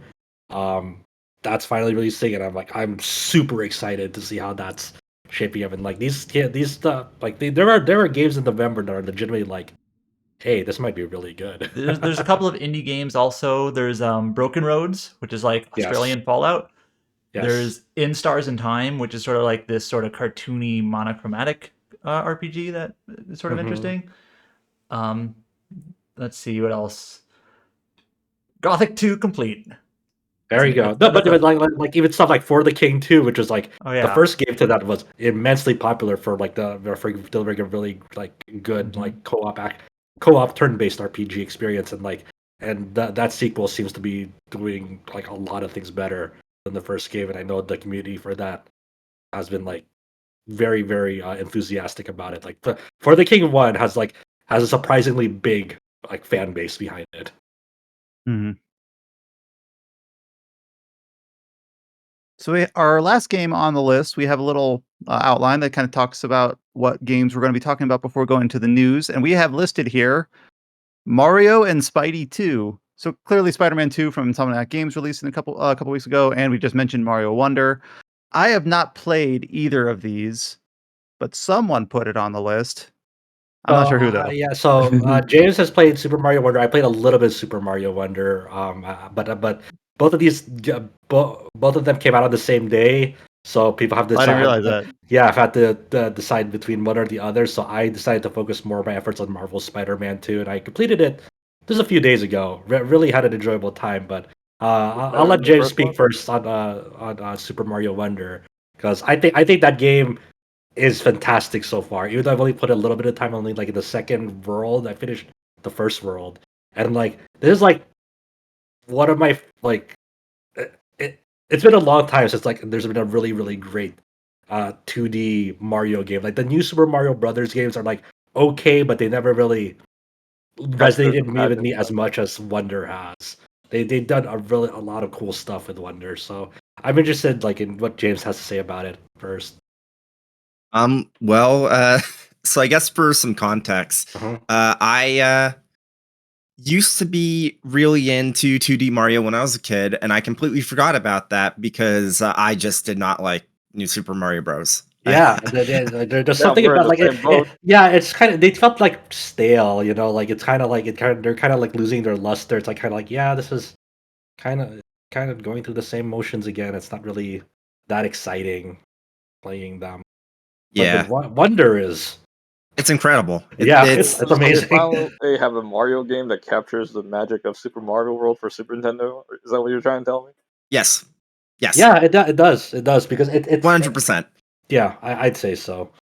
Yeah, the level designs in it are like legitimately fantastic because of the way that the Wonder Seeds work, and these are basically items that you find in a level that will alter the entire environment and like the enemy placements and the general like rules of like how you navigate through that level immediately, and you can and it'll end after a certain point in time.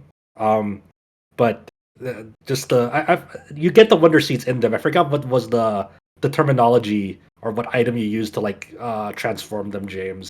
I forgot what they called them in there. Mm.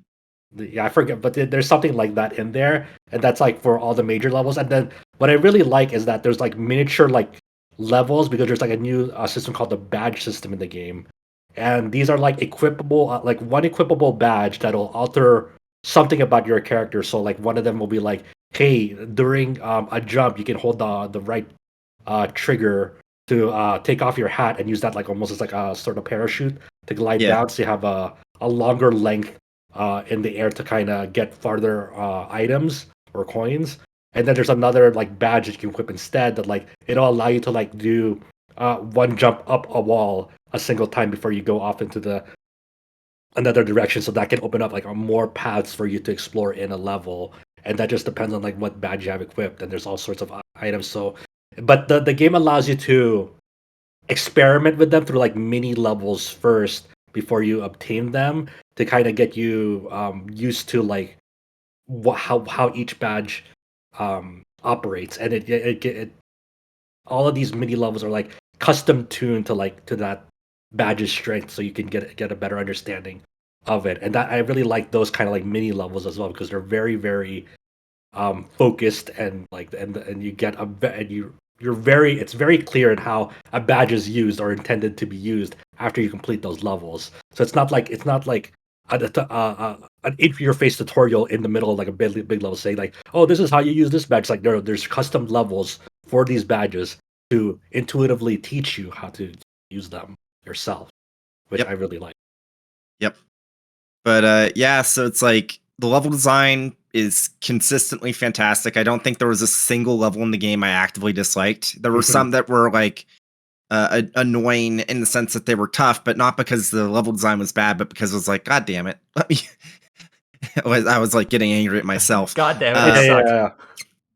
Yep. But yeah, pretty much. it is. Yeah, that's kind of like refreshing to have in a 2D Super Mario game, like because like the new Super Mario Brothers games like had very like I wouldn't call them difficult at all, really. That are kind of more forgettable than they are difficult. I will say that a lot of people like always would argue that New Super Mario Bros. U was like one of the best like 2D Mario games, and from a level design perspective, I can see it. But the problem Yeah, is, it's just but it's not challenging though. Like for me, like well, no, it does get challenging in the later levels. it I can say that much, but not for me. I didn't think it was that challenging, but Mm. from what I remember.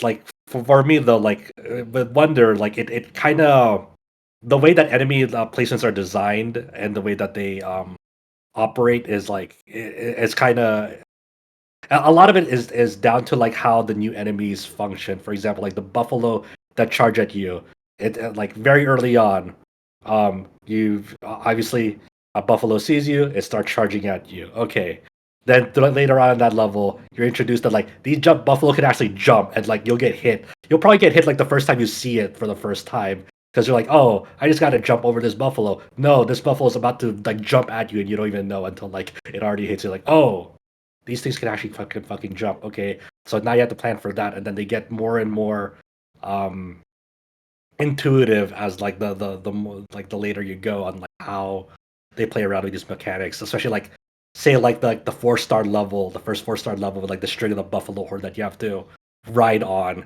to yeah, navigate throughout that level. That's really fun to like kind of learn how to navigate through that and like kind of 100% level. Um, because it's a pretty fast paced level that like you don't dictate the speed of that. It's the buffalo that you're riding that's dictating the speed. So you have to kind of react. finally, Finally, a good auto scroller. um, but and I also just like the little all the little small details of the animation. Like one of my favorite animations, like when Mario goes through a horizontal pipe, like he'll like kind of zip through it, but then he forgets his cap. So like before he fully goes into like the warp pipe, he like his arm comes out of the pipe to grab his cap right before he goes. And, like I love that little, just like that small detail to animation. It's like it kind of gives it a lot of personality, in my opinion. Yeah, like the animations and like really, if there was one specific thing for me to focus on with Mario Wonder and what makes it so like just lovable is there you can tell that the developers had fun designing literally everything in the game. And it really is contagious. Like all the little animations, like especially like the differences when you have power-ups. For example, when you're in the elephant power-up, like the characters will like get stuck on the pipe for like a split second before they go all the way through it. It's the like elephant really fun. power-up, I didn't know how I was gonna feel about the elephant power-up, but I was gonna man, ask, what does the elephant power-up do? It lets you pick up giant shells, and it also lets you store water in your trunk, which you can splash out to attack enemies and also to water dried up plants. And also, there's at least one level where you can use the water to like put out a fire on a block.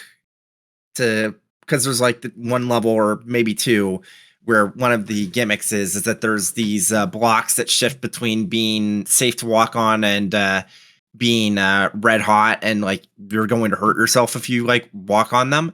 But if you spray them with water from your trunk, or like using a pot that has water in it, it'll just like force them to be safe no matter what for the rest of the level. So let's just say you lost the power up. Is that possible? Can you beat the level without the power up? Yes, because you still have the vases that you can use to throw onto them to keep them safe. And also, like I said, they're like cycling between safe and unsafe, even without like dousing them with water. So you just have to time it right. Yeah, like you can definitely go through this game without a single power up, and you'll be totally fine too if you want to challenge yourself. And that way, and there's also like recent Mario games have done this, like where you can store a power up as well. So like you can kind of like say you have Fire Mario and Elephant Mario. If you're in Elephant form, you can like switch to Fire Mario at any time if you have it stored up with you as well. You were able to collect those without being hit. So you can adapt to the situation as well if you have the proper power up queued. There's also like a badge that like allows you to like start in like just Super Mario form immediately, for example. So like say you made bad decisions and you're stuck with small Mario with no power up, you can use that badge to just be auto Super Mario starting out, start getting more power ups again. Yep. It's a dumb question, but this game is 4-player co-op, right? Yes, but it's different from the new Super Mario Bros. Games where you cannot create havoc. You cannot bump into people, which, depending on who you ask, it's either thank God or they have ruined the soul. So, Does everyone just pass through people? The other Yes. Like ghosts, characters? yeah, it's more like ghosts. To me, that's actually like I remember I was trying to play. It was New Super Mario Bros. Or U or one of those, and we only ever played it once because it was way too frustrating because we were trying to like not cause chaos, but we would inadvertently cause chaos with that. I'm like, man, I wish there was a setting where we just like pass through each other. So like I'm actually really excited for like just grabbing Mario and playing like having a game night where just because you can just bring people who are even like casual gamers just to have a good evening eating pizza playing There's Mario. also like a smart decision they made. Like there are some characters, I forgot exactly which characters, where like they can kind of have like almost like invincibility, like they won't take like damage like when they go in like a hazardous area. I forgot which characters they had. There's like two characters that like are like kind of like the easy mode characters. If you have like younger siblings that want to play with you, you don't want them to drag you down much. But they do have like I saw someone on Twitter mention they were playing with their young child, who I think is like 3 or 4, and what they ended up doing is they would play as Yoshi, who I think doesn't work like other characters, and then like their daughter would ride Yoshi, basically like I need help, I'm just gonna jump on my dad, who is Yoshi, and then they're gonna ride me through the level. Like, oh, that's kind of cute. That's good. You know what That's they're gonna good. do? They're gonna use that Mario jump where they do the third triple jump by dropping the Yoshi below. Yeah, the 4-year-old's gonna Hey, sacrifice parrot. Yeah, Dad Yoshi. Yeah, so it's in a great time. I can't wait to get back to it. Whatever I do. And it's in. Did you finish it, James? Yes, I Uh, did. so I heard about that. Like to access the final level, you need to like 100% get all the collectibles, or like I forgot exactly how you unlock that final level that people are talking about. I have seen people say like there's a final level and then there's a final level and Yeah, maybe There's like final depending on level. depending on how you like categorize it, there's 3 final levels. There's the final level for the story, there's the final special level, and then there's a super secret final level if you complete enough objectives. So basically, once you complete the game, you start unlocking medals. You get 1 for just finishing the game. You get 1 for getting to the top of every flagpole on every level. Or well, you need to get like touch the top of a flagpole on every level. I don't think it necessarily has to be every flagpole; it just has to be at least 1 on each level. You get 1 for getting all of the purple coins in each level, the big ones, and I believe you also get 1 for getting all the wonder seeds. And once you get a certain number of medals, I'm not sure if it's all of them or not. Then you unlock the super secret final level, which I have not bothered to do. So I heard that level's hell. Yeah. I'm like, I have a friend that's great. who says they played it for 7 hours before they beat it. That one level. Jesus. Well, I mean, good time. honestly though, with how much work it takes to get that level, I mean, it feels fair for it to be a real pain in the ass. for sure. And you'd hope it's worth it. Like you'd hope it's like, okay, what did I bust my ass for? It's like, oh god, yeah, like I would hope it's like. But that, yeah, I'm glad they knocked it out of the park with a new 2D Mario game that like kind of it doesn't reinvent the wheel completely, but it provides a lot of new ideas that really freshen up the formula of a 2D Mario. It's not like something that's like crazy out of this world, but it's like they added just enough to kind of make it fresh and new and like, just it adds a lot of like really creative thinking into their level design based on like how the badges and how the the alternate versions of levels work.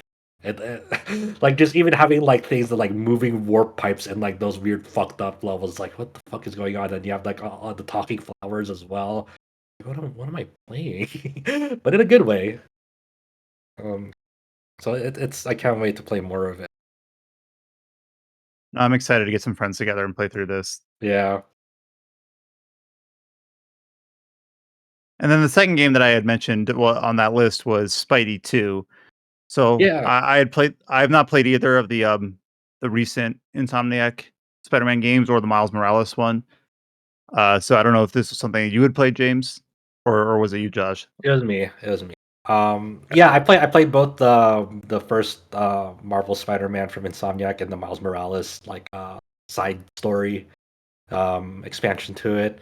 It Spider-Man 2 is it is one of those games that I really really enjoyed my time with. I think it's not like a perfect game. I think like the pacing of the story is a little bit too much where like it kind of has this thing where it ramps up to like where all the action is. So for example, the main thing about this game is you're switching between Peter Parker and Miles Morales, because it's kind of like a novel thing in like the video game space of having like of it being a game between like 2 full Spider-Man campaigns almost that exist side by side.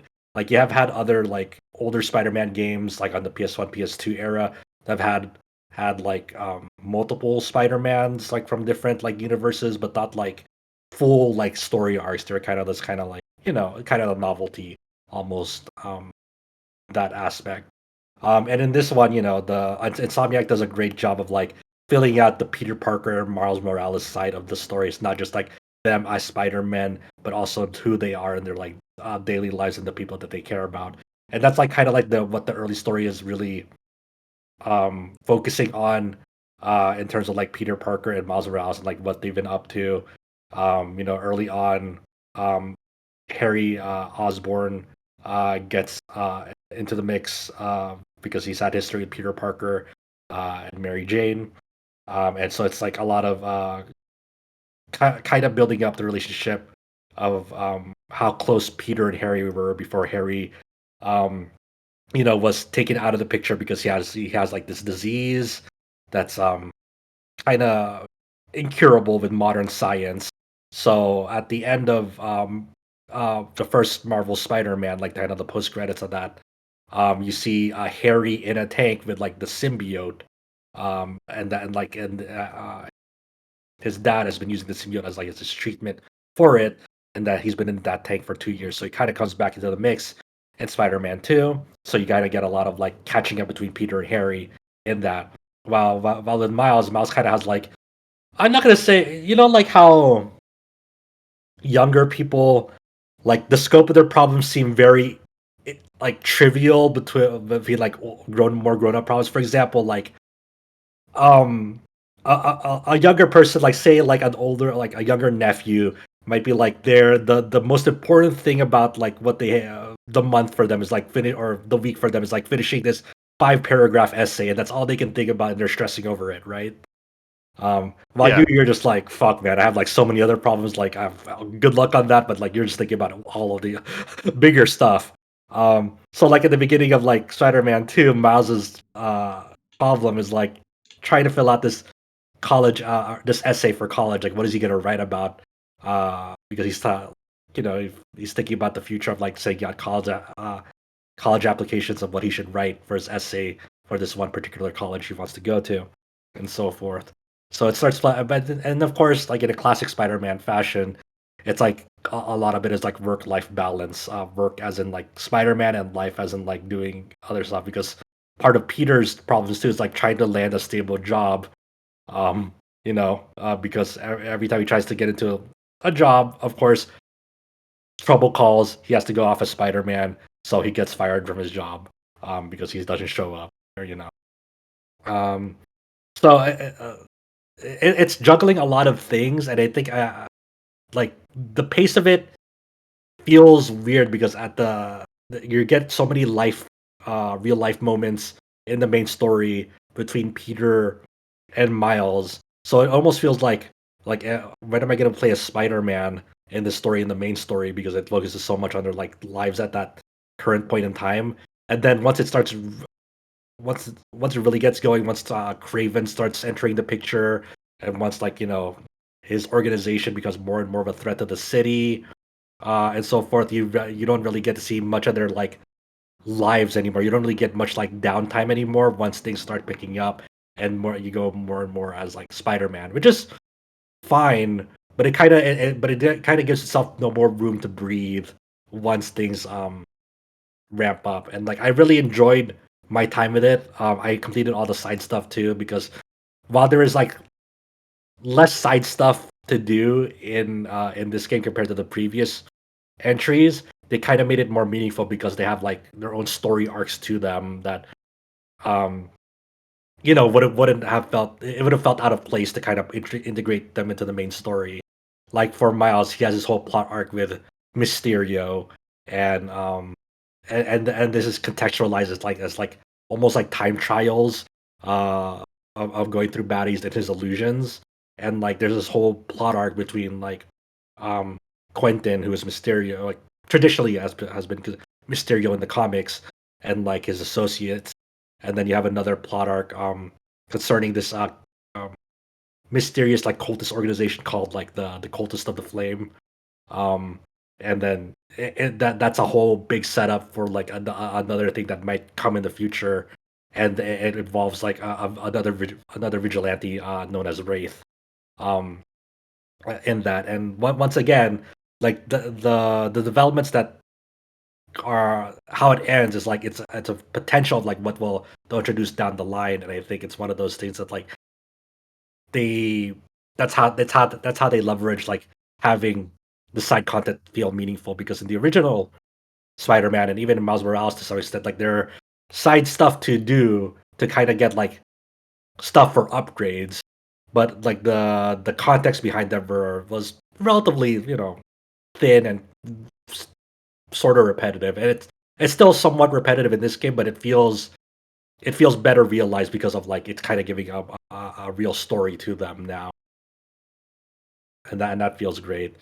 But other than that, like it's another very solid entry in the Spider-Man series that Insomniac has been doing. I really like a lot of like the gameplay enhancements about like how like you kind of have like almost like 8 cooldowns to manage because you have like your 4 Spider-Man abilities and like another 4 for like your gadgets are more integrated into the combat itself. Because how gadgets worked before in the original Spider-Man, they were like so kind of almost out of the way that like you could use them, but it was more effective to use like your other Spider-Man abilities. But on this one, they kind of found a happy medium between like mixing and matching you using your Spider-Man abilities and your other gadgets to take down baddies. So it's like it's very hectic, and just the way this game looks built up from the PS5 is like it's amazing. Like they made that like ray tracing is not like an optional feature anymore. It's like it's fully built up from the ground up with ray tracing. All that's core to the game. There's no graphics setting where you take out ray tracing in the game. So it just looks really stunning. Just like having that design philosophy and that technology built out through like every facet of like New York that they've made in the game, and it looks super pretty. And like it's one of those things that like it's like man, I kind of wish it's kind of like how every game was like built from the ground up, but like with also having solid performance as well. It's not like they sacrifice performance um, for this game. You have like your quality and performance modes. Um, but even performance mode, like the ray tracing looks really really good in it. Just it's just a lot of fun to play. It's a video game ass video game when you when it comes down to it, and it feels really Sometimes good. that's exactly what you need. And Exactly. even though I haven't played any of these from a distance, I'm still just incredibly impressed by Insomniac. Just like they release these really high quality games at a good clip, and they're not like skimping on anything. It's like wizardry. Like Yeah, how are they doing this? Like yeah, because relative to even other Sony's other internal studios right. and anyone else. It whatever like their project. I'm guessing not I having know worked in that industry, I'm guessing that's like you could chalk that up to like really good project management I know is my Insomniac, guessing up front. they pride themselves on being, I don't know if they do like fully remote, but they have many remote employees that can work from anywhere. Yeah, Mhm. And in that's fact, what I their hear I know so. their comms person, whose name escapes me at the moment. He's like, I lived in LA for 17 years. I'm moving somewhere cheaper, but I'm not moving my job. Which he has that flexibility to do that. He can work at Insomniac wherever he wants to. So Yeah, that's I hear so many good things about like how Insomniac is run just behind the scenes. So it's just incredible to see that team like continue to pump out good stuff and just like have a relatively like great like culture all around with how they build their games and the project management behind it all. So it's really um heartening to see that.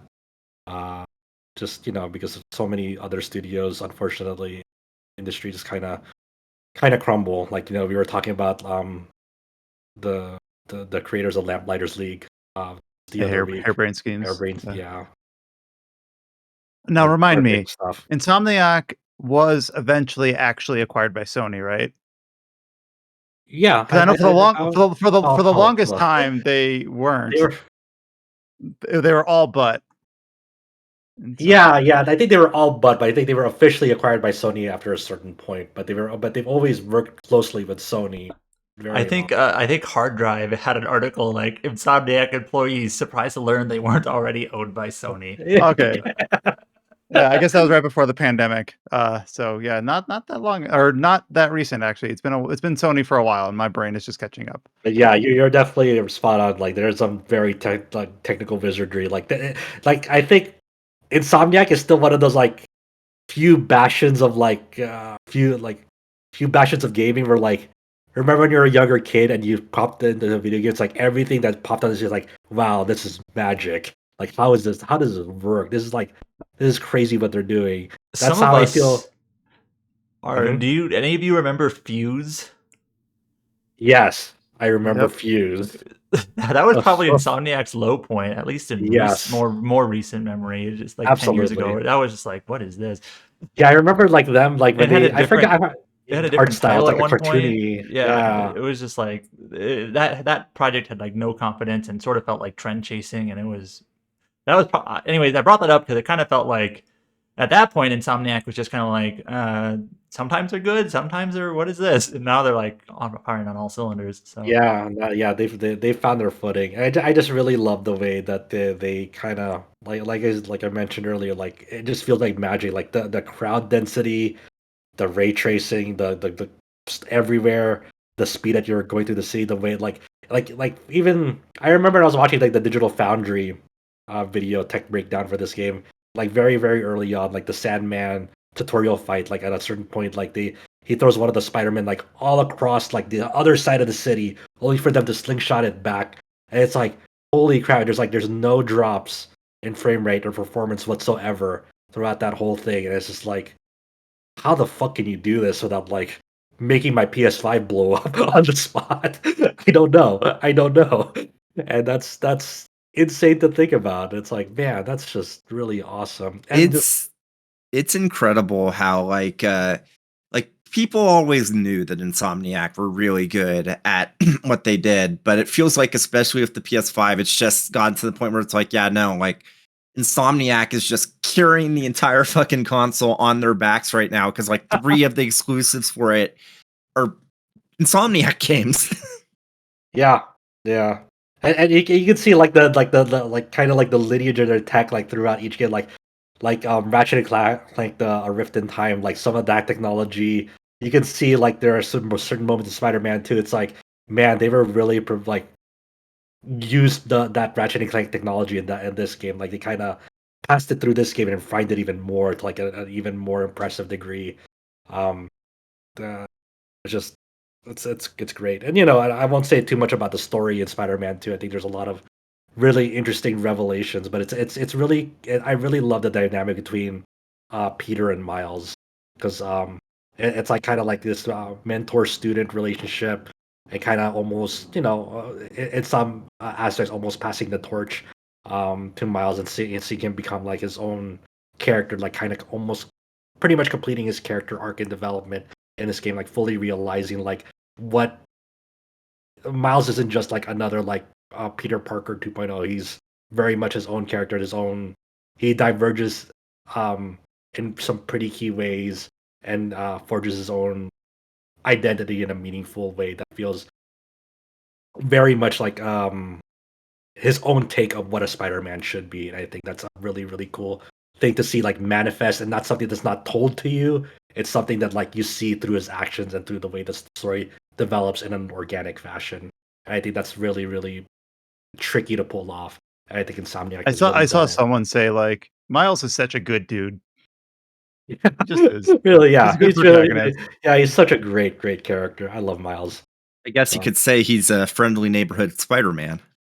Right. He's Yeah, so I'm very curious to see how Insomniac tackles that Wolverine game because that's the next thing that they teased up after Spider-Man 2. They showed that CG trailer for Wolverine, and that's all we know.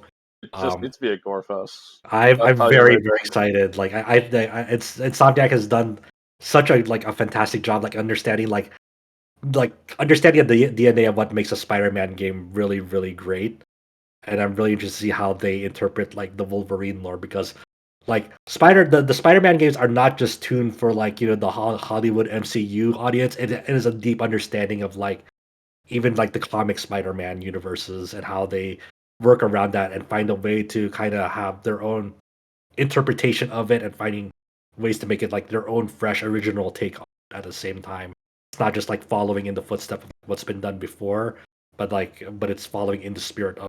So I'm really curious to see what they do with that Wolverine game because the only like whenever people think about like what was the last good Wolverine game, is that Wolverine X-Men Origins Wolverine game or something like that on like the PS2, and like that's about it.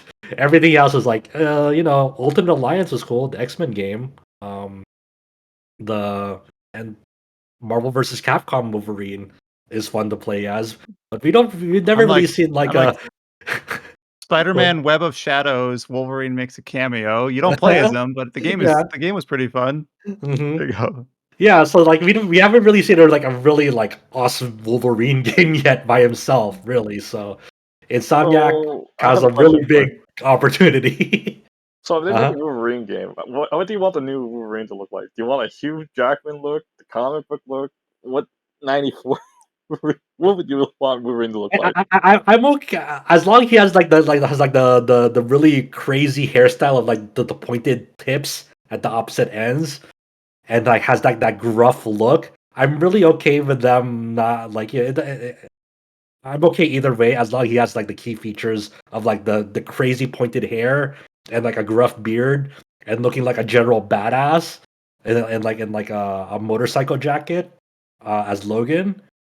Anything else they get like I'm fine with as long as he has like those key features that makes him Logan. Um, I'm okay. Like I'm not even like married to like having Wolverine be like the yellow outfit from the X-Men cartoon. Like I'm okay with it like because that's not even like my favorite. Like it's a goofy, funny Wolverine outfit, but that's not even like my favorite one. I think like my favorite like Wolverine color scheme is like that. I think it was like I forgot what the name of the show was, but it had like the beige Wolverine outfit I with know like what you're talking about. yeah. It was used as a pilot episode for X Men, and oh my god, the voice they got for that Wolverine, it was like it was like the worst like Canadian. It doesn't even sound Canadian. It was like some Aussie that voiced it. It was like oh my god. Well, Wolverine is it Wolverine Australian or Logan No, he's Australian? Canadian, man. Oh, Canadian. Oh yeah, he's Canadian. That's right. Yeah, he's not. Yeah, he's. I think You're Hugh right. Jackman is Australian. Yes, that's what I was going. So Hugh yes, Jackman's Wolverine is Australian, Australian. Wolverine's Canadian. yes, that's what I was mixing up with. Um, yeah. But yeah, other than that, I don't know. I don't really have much like. There's not like a whole list of things they have to hit for me to like what makes Wolverine Wolverine, right? So I don't know. I just surprised me. I'm really interested to see how which voice actor they'll pick for Wolverine in their upcoming game because Yuri Lowenthal really killed it as Peter Parker in the Spider-Man games. Like especially in Spidey 2, there are some moments that's like wow, like that's an impressive range for Yuri Lowenthal. And that's saying something because Yuri Lowenthal has fucking voiced fucking 10,000 things at this point. And there's like even some moments it's like wow, that still really surprises me that Yuri Lowenthal can still like really do this. Uh, I like at certain key moments in Spider-Man. Oh yeah, Yuri Lowenthal's been around forever, but he's never really had, or at least to my memory right now, someone might correct me, like that one iconic role. It's like, oh, he's all these other characters. He's Yosuke. He's the OG Persona 3 protagonist. Oh, is he? Yeah, he was. Yeah. He's that one Tales of Luke protagonist. Yeah, And like I this, don't yeah, like yeah. I'm trying to think He's like in well, everything, and everyone's like, "Oh my god, can we get someone else?" It's like, no, he's good at his job. That's why he keeps getting these roles. yeah. Yeah, but I think there are certain like sides to Yuri Lowenthal's voice range that like you've never really heard that's like in Spider-Man. Yeah, That's I think to Josh's point, Yuri Lowenthal has been in a lot of things, and he's a good voice actor. There were times where he was sort of like almost risking being overexposed. Maybe he was, where it's just like, oh, Oh, it's he's him again. Sasuke. That's his Yeah, he's iconic role. Sasuke I'm was like, oh, probably what put him on the okay. map in terms of voice acting. But it sounds like to Josh's point, this is kind of like slightly different and surprising territory for him, even though he's always been a good voice actor, in my opinion. yeah, he's always been. Mm. Yeah, but It's like when you put a comedic actor in a dramatic role and they knock it out of the park. It's not quite the same thing, but same sort of vibe. right, like you always get like some interesting sides of like a voice actor if you put them like in opposite roles. Like I'll give you an easy one. Uh, Chow. Yeah, do you know the anime Code Geass? Yes, So when they're casting Jun Fukuyama and Takehiro Sakurai as Lelouch and Suzaku respectively, like traditionally up to that point, you would expect Fukuyama to be Suzaku and Sakurai to be Lelouch, or, because of like their dynamics. yeah, they're because they're tropey. They're very tropey the way that they voice acted up until that certain point because Fukuyama had like that soft spoken tone that he's known for, and then Sakurai had like that very like almost cold calculating tone to him that you can hear also in his voice as Cloud from FF7. But when they deliberately swapped it to like kind of get them out of their comfort zone, and what you saw from both of them in Code Geass, it's very, very surprising that almost kind of defined Fukuyama's role for years to come. He keeps getting typecast as that cool Lelouch voice nowadays. Yeah, because of that. And so it's very funny to see that like sometimes having a role reversal can almost define like your entire career for a certain amount of time, because you're able to produce a performance that's outside your comfort zone that kind of exposes it to like a new crowd. Like, and that's really that's really I'm not sure if I talked about it in Tales of Destiny 2, but Jun Fukuyama is the main character of Tales of Destiny 2, Kyle doing this. And he was using that soft-spoken voice, and still find that guy to be annoying, least liked character in that game. Yeah. Look at him now. Yeah. It's totally different. So it's I always love when they like kind of push voice actors into like into territories that like you don't know them for that, and then you just hear something totally different from them. It's like, holy shit, I didn't know they had it in them to do that. Well, that kind of covers it for all the different games we wanted to talk about this week.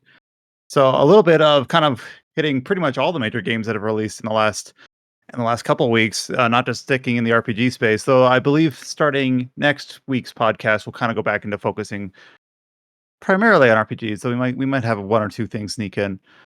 In terms of the news front, like we kind of stated, there's not a whole lot going on this week. You know, publishers and developers have been pretty quiet on announcements as we go into the holiday season. In addition to the Dark Envoy review that Adam put up on the site, we do also have a review for Front Mission 2. So this is the Forever Entertainment remake that's Switch exclusive. Remind me, Adam, this was supposed to release a while ago, but then was indefinitely delayed. Like we were expecting supposed to come out release at a in different summer, time. and then they delayed it at the time with no date, and then they redated it for October. So I keep hearing Gotcha. like there's like localization issues with. I mean, that was basically Quentin's focus in his review was like, so Quentin's review on Front Mission 2 is basically the story, character, scenario stuff is way more interesting than 1. He's still annoyed. Apparently, this mechanic is brought over from the first game, and that the different mechs have different parts that can be destroyed, but you can't really target or choose which one you're aiming for. It's just sort of random.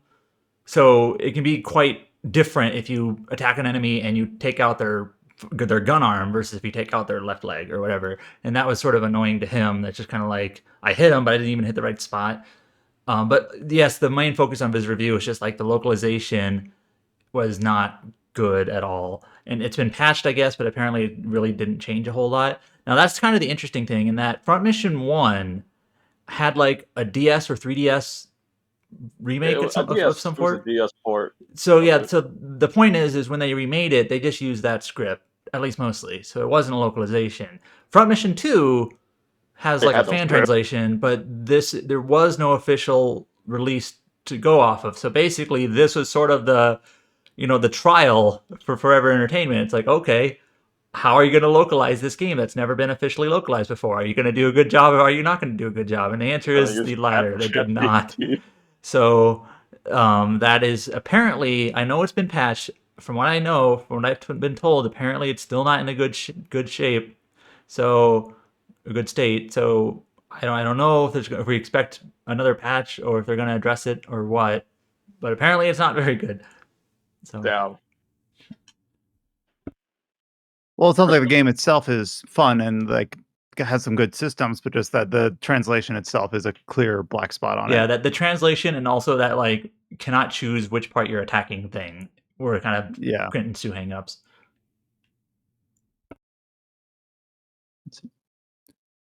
On to the news front. The first thing we'll start off with is last year we got an announcement of a action RPG spin-off for the mobile game. I hope I pronounced this right. Arknights. Is that correct? Yeah. Arknights? Yeah. All right. I know normally I've said Arknights, but Arknights. So we got a CG trailer last year for an Arknights Endfield. It was announced for PC, mobile devices. The original game is a mobile game that's kind of like tower defense. I actually watched some gameplay to try to educate myself on what it was, and like, oh, this is like tower defense. And we got this announcement that the Hypergriff, the developer and publisher of Arknights, was going to create this action RPG spinoff. And then they created a new social media presence, but then they went dark for a long time, since like last March, like a year and a half. Then they started posting some like character art on their Twitter page like last week, and like, oh wow, the Arknights Endfield Twitter account is actually active again after since not being active since last March. They then have since announced a new CG trailer. They've released some more gameplay, and basically it just sounds like no other real details about like now we're planning to release in 2024 or adding consoles to the mix or anything like that. They've just really picked up their marketing again, and just now this kind of game is kind of back on the radar. It seems like it's a bit of a like based on the gameplay that they've shown. The trailer's in English, but the gameplay I think is Chinese in terms of voiceover, and it's kind of got like a base building aspect to it. It looks kind of neat, but just Arknights Enfield is no longer missing in action, and they're back to kind of posting stuff on their marketing channels. Yeah, it's It's probably worth mentioning that they actually do have like English press. Like they send out a press release in English on this and everything. So, and Genshin does that too. These are both Chinese developed games. And this press release for Arknights is Arknights Enfield unleashes new story and gameplay trailers to celebrate PC technical test launch in China. So there's a, I guess, upcoming test in China. And that's what these trailers are kind of advertising. Yeah, for that so market. far it's only been announced for PC and mobile. Right here. Yeah, I guess going over like the gameplay, it kind of reminds me of you have this 4-player party, and like the flow of battles kind of reminds you of Xenoblade almost. Like it's kind of action RPG with some management aspects and having to do deal with ability skill cooldowns, and you see a little bit of like laying down where you're gonna have your skills operate as. Like the way, like the pulled back camera and the way that the action is portrayed does remind me a little bit of Xenoblade from that aspect. I don't know exactly how it plays like that. But the tower building aspect is kind of the most, I guess, interesting thing about it, because it is, it has very much in the spirit of Arknights, where Arknights is a game that's tower defense, so you're not necessarily constructing towers in Arknights, but you're placing characters as towers. So like there's oncoming enemies, so you have to place down the appropriate characters to kind of deal with these enemy waves to make sure that they don't reach a specified point in their route. Making sure that they don't reach the end of their route to, invade whatever you're protecting in them. So each character that you're pulling for in the game has like dedicated roles. You might have sniper characters, or you might have like characters that are good at crowd control and they have a sort of weapon or skills that can deal with like, multiple enemies at once, or some characters can slow down enemies. Like, your typical tower defense stuff. So I'm interested to see how that gameplay is translated into Enfield, if they're kind of going with that sort of stuff with the tower building aspect in Enfield. It reminds me of a little bit of like, I wonder if they're trying to do like an Orcs Must Die kind of thing, where an Orcs Must Die, there's certainly an action element to like you're controlling a character in it that you can use to like attack incoming hordes, but most of your gameplay in Orcs Must Die was constructing buildings and like traps to sort of deal with incoming enemy waves. And you can't only just do it with your character. You have to rely on these things that you're building to sort of slow down and deal with a lot of these hordes of enemies incoming. So I wonder if like Enfield is sort of trying to do that, but instead of just having one character that you're managing, you're using this party instead. I wonder what the mission flow of this game is going to be. But I'm not an My guess is that I'm not an Arknights player, so I don't know exactly how the story is going to be. I don't know where this takes place in the story. I don't know if there's like a prologue or an epilogue, or there's like like happening. Like in like further in the timeline than Arknights, or I don't know any of the story stuff. It's time to bring Zach in. Our I would say, doesn't Zach play Arknights? Yeah, a lot of like our people in our community, especially alumni Zach Reese plays. We'll have to get him on once this game releases in 2025. Yeah, but it looks interesting. It's certainly. I don't know who this is for. I don't know if I don't know if the Arknights community is like, hey, we're really clamoring for this because the Arknights community, like Arknights for its like kind of unique tower defense gameplay, and like it's as a pretty bleak, depressing but compelling story to it. That's not like some anime adaptations as well. I don't know if this is something that like the Arknights community is like, yes, I'm looking forward to this, and I don't know if this spin-off game is like catching the wider community, most importantly the wider community of like people who don't play Arknights. Is this something that's like, hey, this is something that I'll definitely give a shot, because once again, this is a free-to-play PC and mobile title, so it's reasonable to assume this will probably have a gacha system as well to it. And does that make sense? Having a second gacha game, but it's also Arknights related when you also have the base Arknights still ongoing. It's kind of a weird. It kind of exists in a weird territory, right? Yeah, it's like they don't want to cannibalize their own audience. Yeah, and there's not like with MiHoYo. MiHoYo is like good at like separating these like Genshin, Honkai Impact Third, and Honkai Star Rail like all exist in their own separate like continuity. Their gameplay is completely different from each other. So Yeah, they're completely different games. So yeah. I don't Well, see this it as cannibalizing. yeah.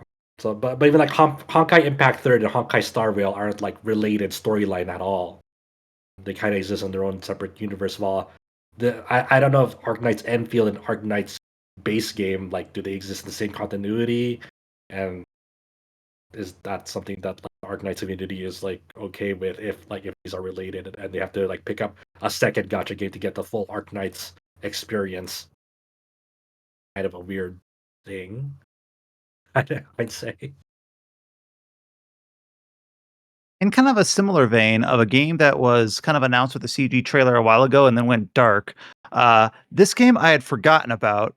In 2021, Tencent and Teamy Studio Group announced an open world action RPG called Honor of Kings World. This is based off a MOBA that released a few years prior called Honor of Kings. And I didn't remember this game, but then I rewatched the trailer and I was like, oh yeah, this is the one with the sky whales. There's like the CG trailer for this just has like two really giant magical sky whales. And for some reason that just like stuck in my head, but I forgotten what game I had associated those with. So that was announced in 2021 for Tencent, and it was announced that they were working with a Chinese science fiction author, Liu Cixin, who I'm probably not pronouncing that name quite correctly, who wrote a famous trilogy that starts out with the book The Three Body Problem. So they're working with Tencent and that author on this game, Honor of King Worlds. And we finally got a new gameplay trailer for this game that just released last week. The gameplay trailer is a lot of CG also, so I don't know if they call it a gameplay trailer, and it does show a little bit of gameplay, but there's also a lot of CG as well. Still no announcement of any release window or platforms, but just another game that had gone dark for a while, over a year, and is now kind of re-showing itself. I think there's a random trivia. I think the Free Body Problem, I think in that movie version of it, they have the Genshin music composer doing the music for it. I think that's where he was discovered. That's interesting. You know what's also interesting? This the gameplay. This new game, 6-minute gameplay trailer. A lot of it looks like Genshin to me, and I haven't played Genshin in a long ass time. But I'm like, this town that they're exploring, it kind of looks like the starting town in Genshin. A lot of like the boss battles in it kind of remind the cube boss battles early on Oh in my god, Genshin. it's a time to skip. So I don't know. I like hopefully it doesn't. It's not a gacha game. I mean, they haven't set any platforms or release date for this game. If there's like just a full console title with no gacha elements, that could be cool. I mean, it does look cool. I'm interested in it, but I'm like, I don't want this to be a gacha game. Come on, man. There's been tons of good games. So I mean, it looks interesting. I'll give it that. Like the action gameplay in it is very flashy. But then I see like elements of it that like, hey, some of this gameplay is like you're switching between characters to deal with enemy waves. These characters seem to have different elements and specialize in. I don't know, but Questionable elements. I can't wait in 6 years. We'll just.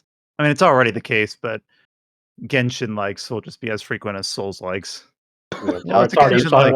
already fucking happening, man. Like I I can think of know. like 3 off like the top of my head, like like Wuthering Waves, you know. Mm. Yeah, it's just You know, Very bad state. you know what's funny, Chow? I was trying to think. I was like, I've heard of Honor of Kings somewhere besides just like the MOBA. It's like, oh yeah. Do you remember the recent Samurai Showdown from SNK? Yes. They had a DLC guest character that was from Honor of Kings in it. That seems really random. Yeah. Well, I mean, you know, because you didn't remember who owns SNK, so it's just like, Bunch of oil princes. so it's just like, so I was like, where have I heard of it? She's like, oh yeah, there's like that random DLC character in Samurai Showdown that was from Honor of Kings. They also had a character from Ubisoft's For Honor in it. What a fucking weird game, but in terms of like DLC guest cameos. I had forgotten about For Honor. Uh-huh. I think that game. I mean, that seems like the sort of game that probably has like this sneaky giant fan base. Yeah, I think it does have a does. pretty I think it does have a pretty sizable dedicated community to it. It's cool, but it's just not in our view, really. Currently Wait. on sale for $3 on Steam. Oh, really? Okay. I'd rather get a cup of coffee. For Honor's good. I heard For Honor's pretty decent. Like I heard it's really shaping up. Yeah, I haven't heard much like. I've heard a lot of bad shit about it, like in the past few months. I assume it's a healthy spot. All right, so just on Steam, and keep in mind this game is however many years old. Right now, there's 4,646 people in game on Steam. That's not bad. That's not counting people that are playing on the Ubisoft launcher, not counting people playing on Epic, and it's crossplay, so it's not counting people on consoles either. Yeah, so that's pretty good. And Steam says this released in 2017, so it's God, it has been that long. Holy, it's almost 7 years old. Man, oh my man, God! literally any other fighting game would kill to have that much player retention after almost true. 7 years. Oh my God, I forgot it was like 2017 that game came out. It felt like a 2019 game. Oh wow!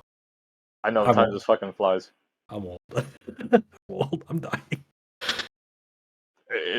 What makes me feel old is like every time I log into Granblue, it'll be like, I started in the second year, and now it's like, it's like 8-year anniversary. You don't have to keep on playing Granblue. It's okay. Hey, that reminds me. Did you see those Granblue Versus Rising changes the other day? Chow? Yeah, they look great. They look pretty alright. You want to play that beta coming out? It's also coming to Steam, like that open network beta in November. I'll give it a shot. Let's do it. Like it seems like a better game now. I know people are still upset. It's like, oh no, it's like my new simple commands don't do full damage. It's like there's gotta be some compromise. I feel, you know. Yeah, I think I'm very happy that like SaGa was very receptive to like the player feedback for the first beta on that, and they really overhauled that game pretty quickly in the past few months. Like I'm very surprised. So wait, wasn't it? So I remember there was a whole thing where like the simple inputs would do the same damage. Did they roll that back or what happened? So no, they're trying to find a middle ground to that. So it was more than that, but for that specific change. People who do manual commands that are not like in the middle of a combo, like that they canceled into it, it'll do 10% more damage if they do just the manual input, like that's not in the middle of a combo, basically. For that, you still have the same cooldown whether it's like simple command or technical input, but if you just do it like in neutral and it connects, it'll do 10% more damage. So that's the compromise. Pretty fair compromise. That's a pretty fair compromise, because people tend to disagree because they just want everything. But in terms of like the throw system and the raging strike system, like there's a lot of complaints about that in the first beta. They really They really tuned that up and like made like a pretty reasonable changes to that whole system and a lot of the complaints that people have of first beta. So they're really serious about this game. They're really serious about making it successful, and I'm if they're willing to if they continue to be this receptive to player feedback and being open and transparent about like what they're doing with the game, like it makes me want to cheer for them and makes me want to like it makes me hopeful for their success. So I think this makes me look very forward to Relink. I think Relink can be a very positive product if they are just open to feedback. yeah. Fingers are crossed on that game that like turns out to be awesome as well. So yeah, let's do it, Chow. When that open beta for Rising starts up like in I don't know a week or like 2 weeks. It's open beta, right? It's not like it's open beta. There's no registration or anything. It's like it's between PS5, PS4, Steam, crossplay, open beta for everyone. So let's fucking go. Sorry for the tangent. No worries. All you prevented was you were talking about things that had happened a long time ago in 2017. Is that God World? And like speaking of old, I forgot we were podcasting. I was like, oh yeah, we're in the middle of a podcast too. In the next podcast, compare RPG to Marvel vs. Capcom 2. There you go. But speaking of old, Level 5 has opened up a 25th anniversary website. No. And when I see Level 5 in the headlines, I go to Adam. Weren't they going to release 4 games in 2023? So this is why I put this. There's a tweet from Level 5 CEO Akihiro Hiro about this 25th anniversary website, and he said also in mid-November, Level 5 plans to update the 25th anniversary. Or he plans to announce release dates for its upcoming titles sometime in November. So, sometime in November, we will start knowing the release dates for all the fucking title or some of the titles that Level 5 probably plan to release this year, and probably most, if not all of them, are probably pushed back to next year. But we'll finally hear some release dates from these games. It's still very funny how like when I had my appointment with Level 5 at Tokyo Game Show, I like right when I finished like playing, I think it was Decapolice, I said, so this is still planned for 2023, right? And the person at the booth that was like you know how it is with press, like with press like over shoulder, he said, maybe. The biggest maybe of all time. And he literally said, "Oh, we might need a bit more time." And it's like, "Oh, okay." Very, very interesting that the official line is still definitely 2023, guys. When Level 5's own employees are saying, "I don't know about that, Chief." So at least they're honest about it. Yeah, but there's also just one. This serves as like a mini update that hey, we're finally gonna hear some release dates very soon for some of these titles. Finally, but most importantly, it's kind of look back at Level 5. They were established on October 28th, 1998, and made some of the best fucking games that we have fond memories of, like Dragon Quest VIII, baller. Dark Cloud, baller. Dragon Quest 9, not as baller. It's still okay. Damn. Dark Cloud 1's better than Dark Cloud 2. No way, it's better. Nope. Golf sucks. You have like 4 useless party members in one. Building that stupid robot sucks. The English voice actor for Max sounds like Robin from Teen Titans. He sounds like Lloyd from Tales of Symphonia. And and then there are some like lesser popular Level 5 titles that I'm fond of. Like I like Rogue Galaxy, even though it's like grindy as fuck. White Knight Chronicles 1 I have a soft spot for. You know what's the fun thing about Rogue Galaxy? What's up? I don't have the details in front of me because I wasn't expecting to talk about it, but apparently like everything you know about the English release of Rogue Galaxy, apparently like the Japanese release is like 10 times worse. Like this was back in the day when the English release was basically like a deluxe edition. Everything was tweaked and patched and updated. So I think I vaguely remember that actually. Yeah, I remember the Japanese version of Rogue Galaxy. Like its interests were just like it being very, very tedious, but I forgot the specifics of it. I don't know. I don't think I've played much of that game. I remember I died at a tutorial fight and just never touched it again. I really enjoyed it. Like, I really liked the art style. The gameplay was like it got good later on. It was rough at the beginning. Game. One of the characters looked like Shaho Dune from the Dynasty Warriors series, like Koei Tecmo's interpretation of the character. So that's why that honestly, that's kind of why I picked it. It was like, oh man, that character looks like my favorite character in Dynasty Warriors, and that's kind of why I picked it up. To be honest, um, you know. But let's see, other level 5,000. Leighton's good. Leighton's pretty. They're generally pretty good. There's some bad Leighton games. All right, how many body has dropped when the guy that designed the puzzles passed away back? I'm not exactly sure too much, but there's certain drop off. Yeah, I remember a lot of people will say that the DS trilogy was the best one, and then like shortly after, I think it was Unwound Future, the puzzle the lead puzzle designer for the series like passed away. So 3DS games are still good, but like pretty much everyone agrees that the DS ones I like. Now, how many level 5 games are we like waiting on? There is a new Leighton game.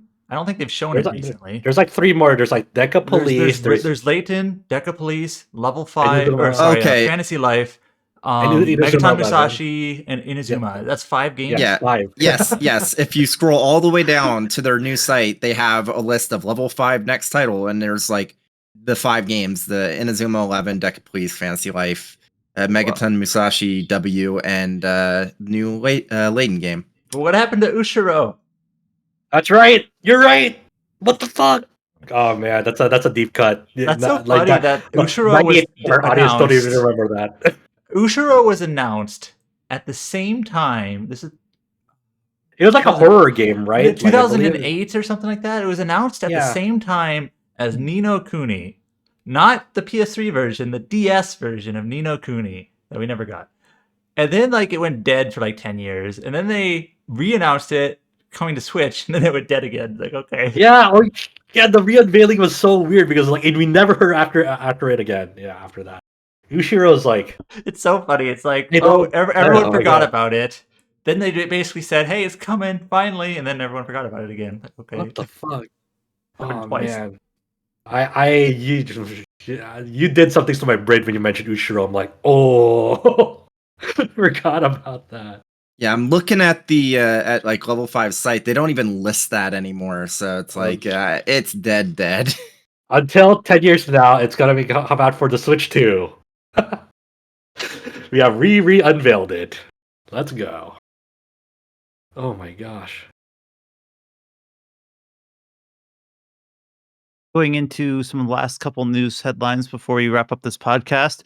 This one wasn't quite an announcement, and it's also not something that's surprising, but it is a little bit of a new nugget of information. So, we have talked about previously on the podcast for the upcoming SaGa game, SaGa.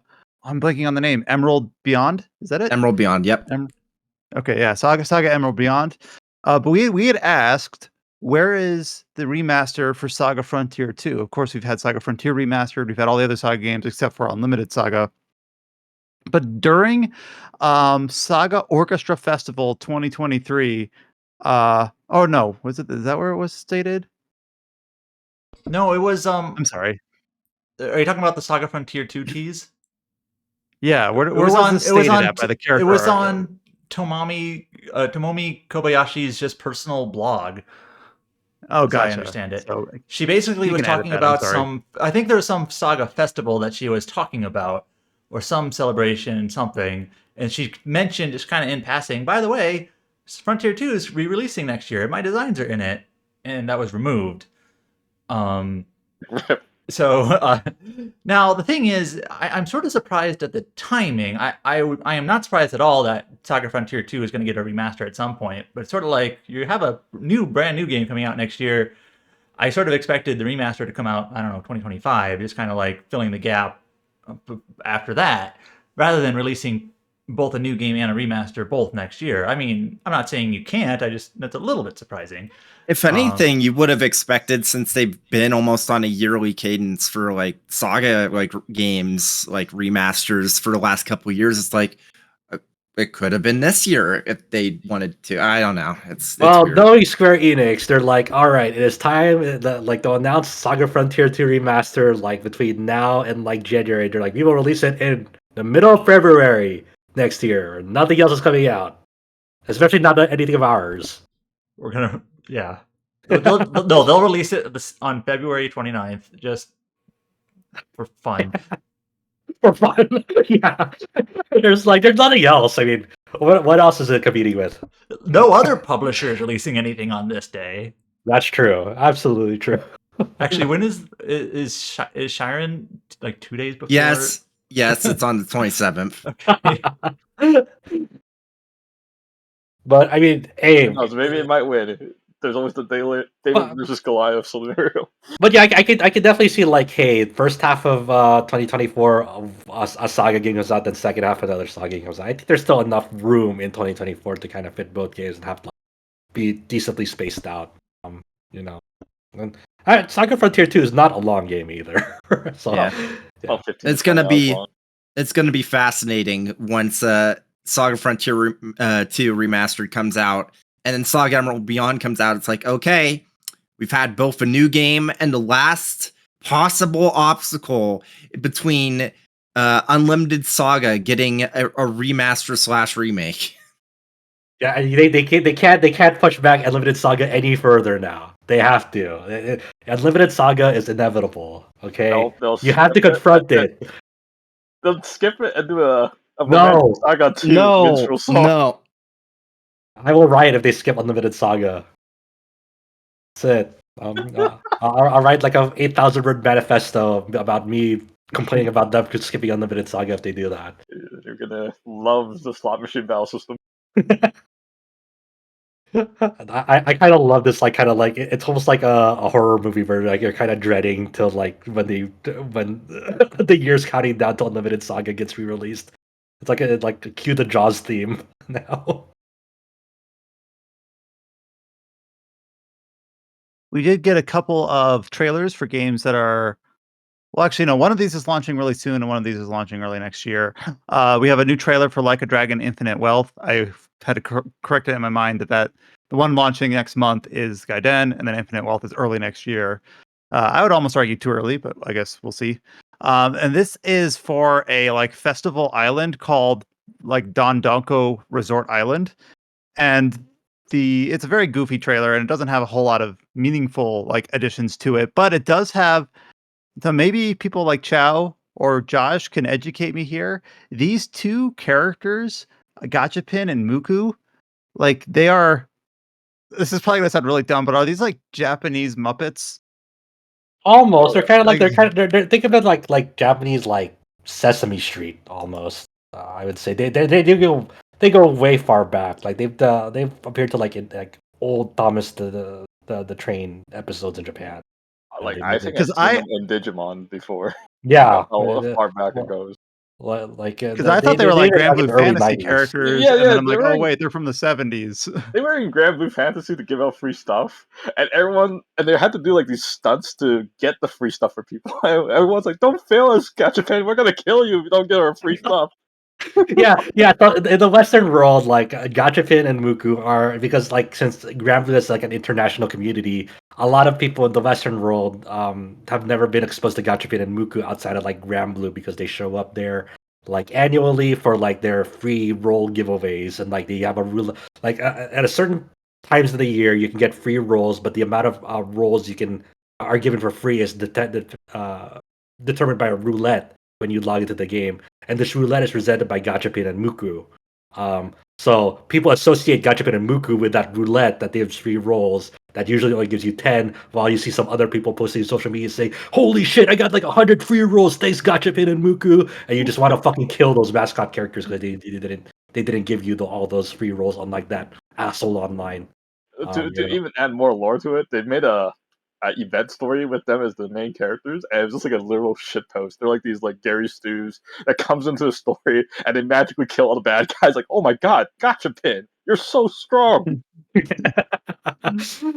But yeah, but they're they're child mascot characters in Japan that have, like there's like no rhyme and reason on like where they show up, honestly, in Japanese programming from what I know.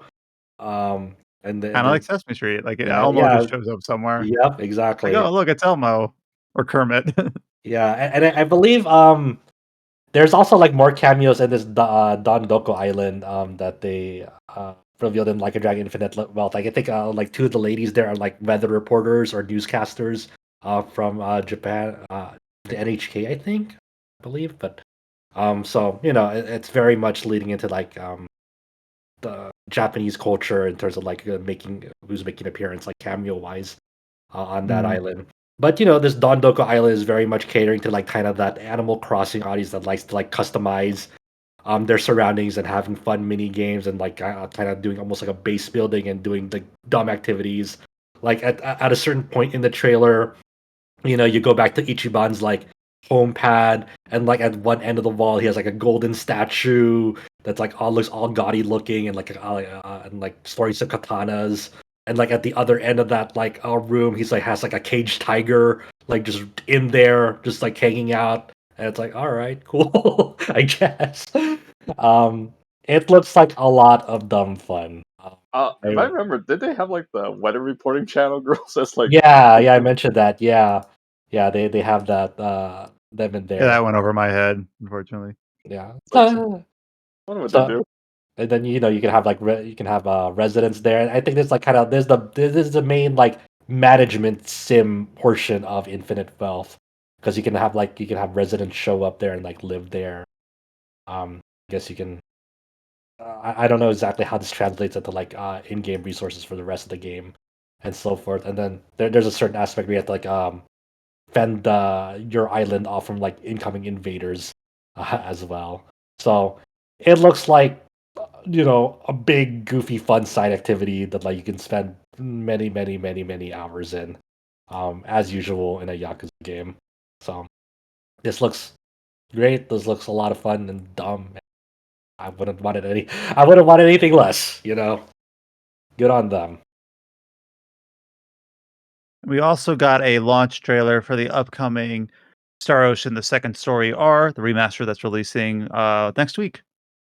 For the remaster of the second Star Ocean game. And this launch trailer is primarily story focused. It's very cinematic and epic and shows a lot of the characters. We also did get a big press release that has a lot of the new character art for like the 10 Wise Men, as well as if you've played the demo, the it talks about the feature. I forget what it's called. The feature that summons heroes from other games into your Assault game. Action. Yeah, Assault assault actions. Yeah. And also details how New Game Plus works and lists out what carries over between games and what doesn't. I So did. I did it's pick up Star Ocean 6 over the week. It's like, this isn't too bad. I'm still in that boat where I feel the third game killed the franchise. Well, it's not dead, so Yeah, it's not. Yeah, it's not. I don't know if it killed the franchise, if it's still, getting I new just feel it installments. doesn't. It's not at the same Val- prestige as it used to be. You sound like Shin Megami Tensei fans, dude. It's like, dude, Shin the Dude, I think there's mainline more Shin Megami damage than the Tensei so curse. dead, and then there's like more Shin Megami Tensei mainline games coming out. It's like, Well, dude, I think it's so there's dead. more damage than the curse from Cold Steel 4, in my opinion. That's That's kind of how I treat Star Ocean. that you're crazy. I don't know. I don't know how else to say it. You're crazy. But the one cool thing that came out this week that wasn't necessarily came from the launch trailer. This was like Famitsu gave like a close up shots of like the cameo assist only characters. So like you have the protagonist from Star Ocean 1 all the way to Star Ocean 6. So they'll show up in the game as assist only characters. But the nice thing about the Famitsu feature on them is like it gave them like close up shots of their sprites, because it's really cool to see like modern interpretations of like the Star of Fate from Star Ocean 3 onwards, all the way to Raymond and Letitia in Star Ocean 6, and how they would look in sprite form. Because all those games, only had 3D models for them. So it was really cool to see how the close attention to detail that the art team did for their sprites. Like, it's not only just them, with their clothes and their weapons in sprite form, but also adopting like their battle stances and how they were in the game in sprite form and how they interpret that You for know their what sprite I forms. kind of wish? So that's a really close attention to detail that I really enjoy. I wish the first Star Ocean get this kind of treatment. I wish they like redo like the graphics in the first departure arc instead of just like, oh, it's a supported PSP version. I kind of wish it was like they would like at least release it to more platforms besides PlayStation for first departure. It's on the Switch. Oh, is it? I forgot that came out on the Switch. Oh, yeah. Then Don't worry. Well, many would argue this is the only good Star Ocean game, so they're just starting at the top. That's true. What are they do? I want them to re-release Star Ocean 3 because I really like Star Ocean 3 gameplay wise. So I don't know.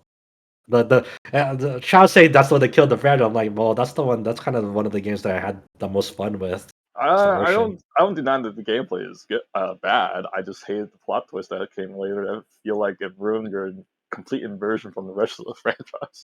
I don't know. The Star Ocean still keeps on trucking along. So if it really did kill it, Look, if they really wanted to succeed, they should move on and make a timeline that goes past 3. But they haven't because they know they're too scared to do it from there. why don't they just remake the Star Ocean 3 and keep the baller ass gameplay, but like I don't know, rewrite the story. Can't rewrite the story. Have you Right. heard any video games that retcon their ending Um, from a remake?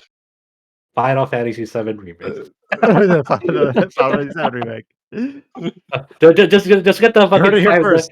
Yeah, get the time janitors into the Star Ocean 3 remake. Hell yeah. One sales update: Lords of the Fallen has sold 1 million units, Which which will constantly perpetuate, the conversation between this and Lies of P. It's like, oh look, they both reached 1 million. that should be good. That's good for everyone, right? We should be happy for No, both it those is, it is. studios. That's awesome. I mean, it's huge for both of them because these were like this was like Neo, like Lies of P. That was like Neo's like first like big console jab at the console space, especially with the Souls like. And then this is pretty much CI Games and Hexworks rather, like their first like debut title, and then like how many fucking teams would kill to have like their debut title like reach 1 million? Holy shit! Yeah, Like, and I think I mentioned it like last week or the week before. This was only in development for about 3 years because Hexworks wasn't even founded until early 2020. So that's got to be incredible numbers for like the size and scope of the project. and like Adam and I always say, you might as well go. You might as well be obnoxious with your marketing rather than being quiet about it, because this is kind of the result of like a very aggressive, I'd say, and marketing cycle where like just every week it's like, yep, a new Lords of the Fallen trailer came out. Yep, the hands-on previews of Lords of the Fallen came out. They were very aggressive with their marketing, and it pays off. So Didn't they have a press release that showed the breakdown their exact budget? It was like, I don't know, like $20 million on game development, 10 million on something. It was like a total of 66 million or something. I don't know. I don't know. It was a I don't know. breakdown article of their entire budget or something from the CEO. But yeah, both congratulations to both, Lies of P and Lords of the Fallen 2 on reaching 1 million on their sales. That's pretty awesome. That's The Lords of the amazing. Fallen. Yeah. Two AKA. Lords, two Fallen. That's right. I should have been. Yeah. And then what we'll close out with is that Dying gacha game. Sinnoh Alice will be ending service in Japan on January 2024 on the 15th. They had already announced that they were going to close the global version of the game in November 15th. Yeah. Thank God. So I mean, this was kind of this was pretty well known initially because Yoko Taro of Nier Automata fame Drakengard fame, was involved with the project. I think that's the only reason why people stick with the game. They like the Yoko Taro stories, but the gameplay makes you feel miserable. There Yeah, was like guild wars that you had to like sync up at proper times. so I'll get into that. So the developer was Pokelabo on this one, and my friends and I played this global version of Sinnoh Alice for like, was it like a month or so? Maybe a little bit less, but it was the story was interesting. It was very much like dark corrupted versions of like fairy tales, like Red Riding Hood, of Cinderella, Snow White, and like in Yoko Taro fashion, had like a very like dark sadistic turn to them. Very much, it's very violent, very not gory, but very it's kind of has a horror aspect to it. Very morbid. Yeah, very morbid.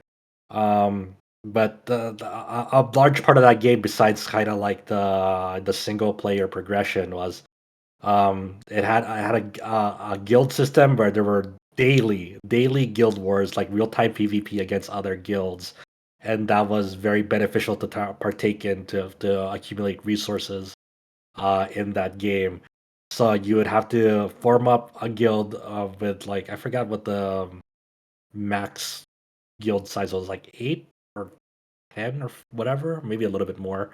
And you would have to get a for every day at a certain hour, you had to do a guild war with them, like in a certain time slot against another guild in real time PvP, and that's kind of a pain in the ass to always like, hey guys, all right, it's guild war time this time, because everyone has kind of like real lives to like, um, things happen in life, and you didn't want to miss out on guild war as well, so it's like always a pain in the ass to kind of keep up with that stuff. It was fun when we were doing it for like the first while, but after a while it gets really old, and and just by the nature of like the gacha games as a service game, there'll be power creep, this was a special type of game where like you were encouraged to not really spec out like invest in different characters. You really wanted to invest in like